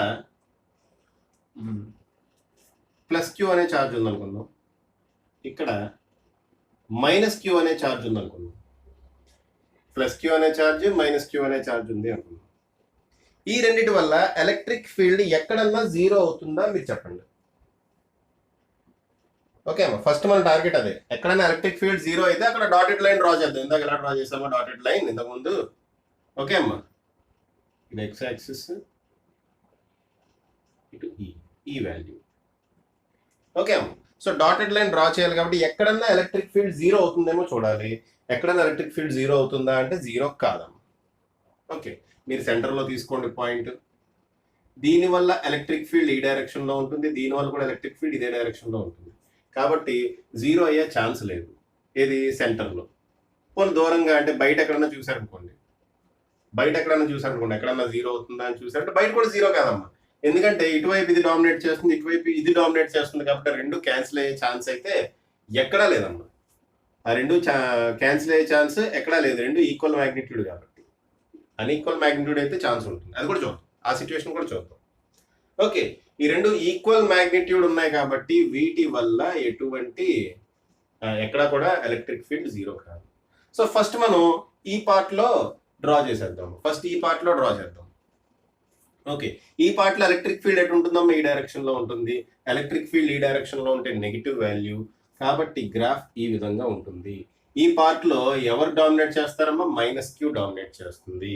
ఈ పార్ట్లో ఇటువైపు పార్ట్లో లెఫ్ట్ హ్యాండ్ సైడ్ పార్ట్లో ఎవరు డామినేట్ చేస్తారు, ప్లస్ క్యూ డామినేట్ చేస్తుంది. దీనివల్ల కూడా ఇదిగోండి ఇలాగే ఉంటుంది. దీనివల్ల కూడా ఎలక్ట్రిక్ ఫీల్డ్ ఇటు లెఫ్ట్ హ్యాండ్ సైడ్కి వస్తే ఇలాగే ఉంటుంది కదా, అవే ఫ్రమ్ ది ఛార్జ్ కదా. ఇదేమో టువర్డ్స్ ది ఛార్జ్ కాబట్టి ఇలాగే ఉంది. ఇక్కడ అవే ఫ్రమ్ ది ఛార్జ్ కాబట్టి ఇప్పుడు ఇలాగే ఉంటుంది. సో ఇక్కడ కూడా నెగిటివే, ఇక్కడ కూడా ఎలక్ట్రిక్ ఫీల్డ్ నెగిటివే కాబట్టి గ్రాఫ్ ఈ విధంగా వస్తుంది. ఈ ఛార్జ్ ఇక్కడ డామినేట్ చేస్తున్నాము, దేర్ఫోర్ గ్రాఫ్ ఈ విధంగా వస్తుంది. ఓకే, సరే మరి మధ్యలో ఎలా ఉంటుంది? మధ్యలో ఎలా ఉంటుంది అంటే దీనికి దగ్గరగా ఈ పార్ట్లో, సెంటర్ పార్ట్లో మనం డ్రా చేద్దాం ఒక లైన్. అక్కడ ఎలక్ట్రిక్ ఫీల్డ్ 0 కాదమ్మా, బట్ ఒక రిఫరెన్స్ లైన్ డ్రా చేస్తున్నా సెంటర్ పార్ట్లో. ఇటువైపు హాఫ్ లో ఇది డామినేట్ చేస్తుంది, అటువైపు హాఫ్ లో ఇది డామినేట్ చేస్తుంది. రెండు ఈక్వల్ మ్యాగ్నిట్యూడ్ కాబట్టి, ఈక్వల్ మ్యాగ్నిట్యూడ్ కాకపోతే సీన్ వేరేగా ఉంటుంది. సో ఇలా దీన్ని మనం హాఫ్ కింద డ్రా చేస్తే ఇటువైపు పార్ట్ లో ఈ ఛార్జ్ డామినేట్ చేస్తుంది, ఇటువైపు పార్ట్ లో ఈ ఛార్జ్ డామినేట్ చేస్తుంది. ఓకే, ఇటువైపు పార్ట్ ఎలక్ట్రిక్ ఫీల్డ్ ఎటు ఉంటుందమ్మా? ఇటు ఉంటుంది. ఇటువైపు ఈ పార్ట్ లో ఈక్యూ డామినేట్ చేస్తుంది కదా, ఈ క్యూ వల్ల ఎలక్ట్రిక్ ఫీల్డ్ ఎలా ఉంటుంది? ఈ పార్ట్ లో ఇలా ఉంటుంది. ఈ క్యూ వల్ల ఎలక్ట్రిక్ ఫీల్డ్ ఎలా ఉంటుంది? అది కూడా ఇటే ఉంటుంది. ఈ పార్ట్ లో దాని ఎఫెక్ట్ ఉంటుంది, కానీ దీని డామినేషన్ ఎక్కువ కదా, అందుకని దీని వల్ల ఇది డ్రా చేస్తాం. ఈ పార్ట్ లో దీని డామినేషన్ ఎక్కువ కాబట్టి ఎలక్ట్రిక్ ఫీల్డ్, దీనికి సంబంధించిన ఎలక్ట్రిక్ ఫీల్డ్ డ్రా చేస్తాం. రెండు ఇలాగే ఉన్నాయి, రెండు పాజిటివే. 0 కాదమ్మా, మధ్యలో 0 కాదు కాబట్టి గ్రాఫ్ ఇలా వస్తుందేమో. దీనివల్ల ఏమో ఇలా వస్తుంది గ్రాఫ్, దీనివల్ల అది కూడా పాజిటివే కాబట్టి ఇలా వస్తుంది గ్రాఫ్. ఫినిష్. అంతేనమ్మా? సో గ్రాఫ్ ఆ విధంగానే ఉండాలి కదా. ఓకే అమ్మా, గ్రాఫ్ అదే విధంగా ఉంటుందా లేదా? రైట్, గ్రాఫ్ సేమ్ అదే విధంగా ఉంటుంది. నెక్స్ట్ సిచ్యువేషన్ చూద్దామా?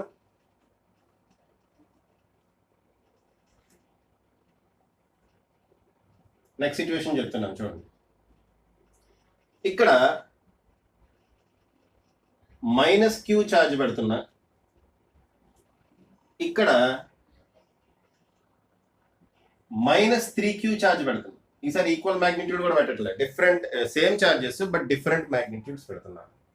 సేమ్ ఛార్జెస్ బట్ నేను ఏం చేస్తున్నా, ఇక్కడ డిఫరెంట్ మ్యాగ్నిట్యూడ్స్ పెడుతున్నా. ఓకే, వెరీ గుడ్, బాగానే ఉంది. ఓకే, ఏం లేదమ్మా, సింపుల్. మనం ఏం చేయాలి? ఈ రెండిటికి సేమ్ ఛార్జ్ ఉంది కాబట్టి ఈ రెండు ఛార్జెస్ కి మధ్యలో ఎక్కడో ఎలక్ట్రిక్ ఫీల్డ్ 0 అవుతుంది. ఈ రెండు ఛార్జెస్ కి మధ్యలో ఎక్కడో ఎలక్ట్రిక్ ఫీల్డ్ 0 అవుతుందమ్మా.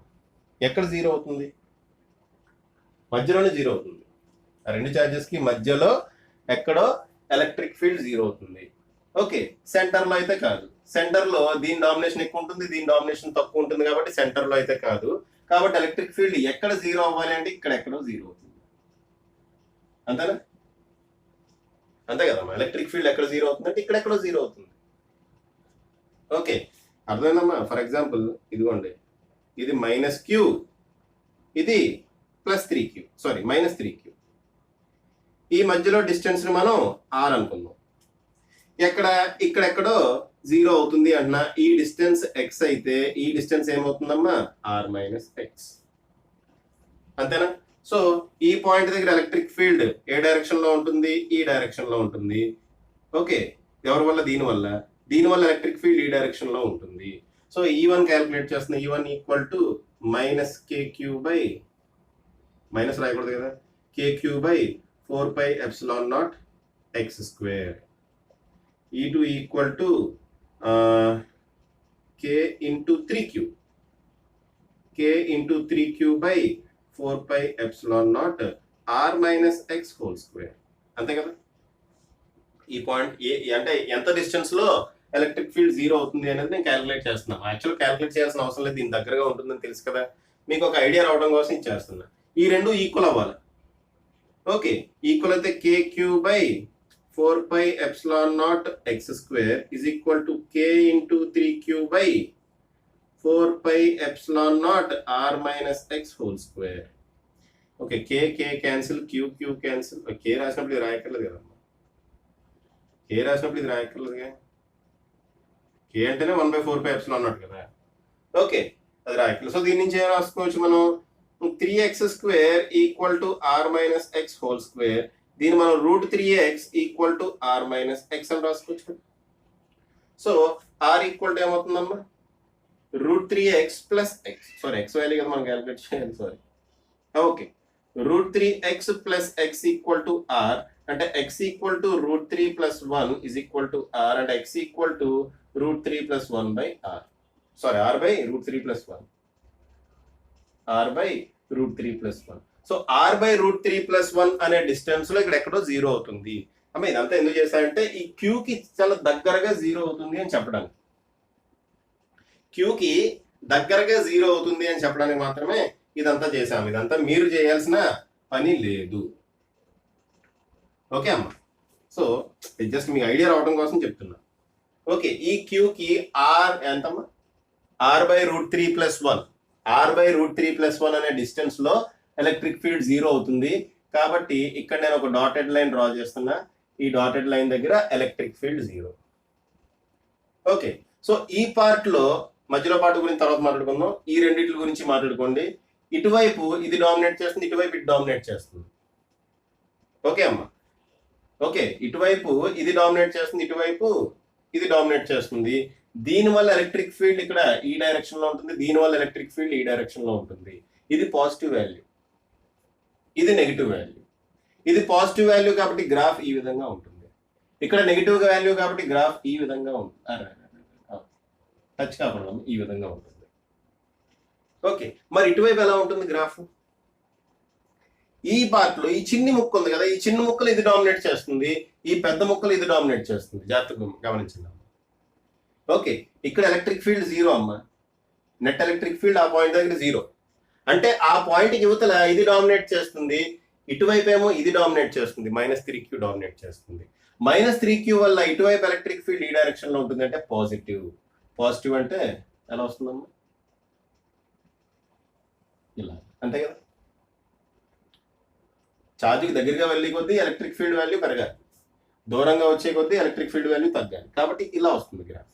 అలా రావడమే కదమ్మా, ఇక్కడ 0 అవుతుంది కూడా. సో ఇక్కడ మనం టచ్ చేయాలి ఇది. ఓకే, ఇక్కడ పరిస్థితి ఏంటి? ఈ చిన్ని ముక్క దాంట్లో పరిస్థితి ఏంటి? ఈ చిన్ని ముక్క దాంట్లో ఎలక్ట్రిక్ ఫీల్డ్ ఈ డైరెక్షన్ లో ఉంటుంది, అంటే నెగిటివ్. ఓకే, నెగిటివ్ అంటే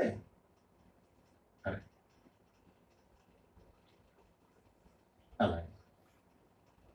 ఓకే అమ్మా, దీనికి దగ్గరగా ఉన్నప్పుడు నెగిటివ్ ఎలక్ట్రిక్ ఫీల్డ్ ఎక్కువ ఉంటుంది, దూరంగా వెళ్తూ వెళ్తూ వెళ్తూ 0 అవుతుంది. ఓకే, అర్థమైంది కదమ్మా? సో ఈ రకంగా మనం గ్రాఫ్స్ డ్రా చేసుకోవాల్సి ఉంటుంది. ఇంకో ఎగ్జాంపుల్ చూద్దాము. ఓకే, ఇంకొక ఎగ్జాంపుల్ చూద్దామమ్మా. చూద్దాం. చూడండి, ఇక్కడ డ్రా చేస్తా, కింద డ్రా చేస్తా. సరిపోద్దా? ఇక్కడ డ్రా చేద్దాం.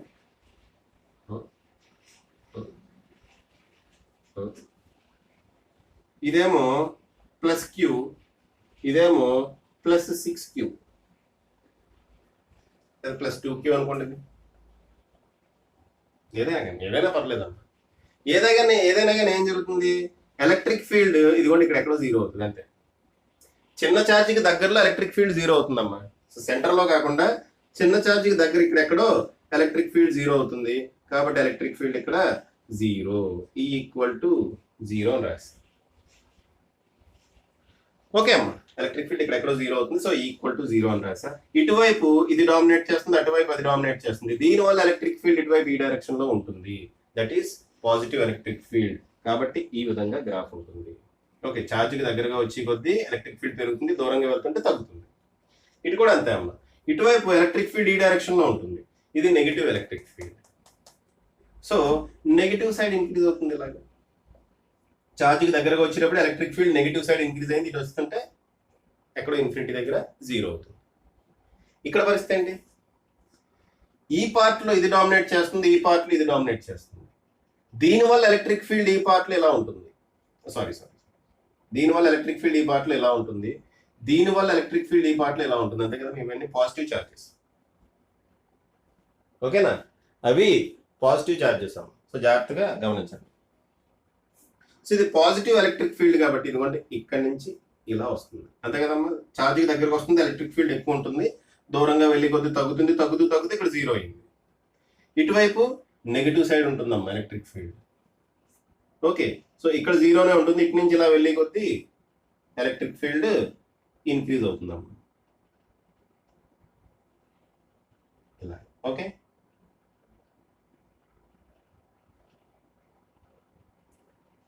ఓకే అమ్మా, అలా ఇంక్రీజ్ అవుతుంది.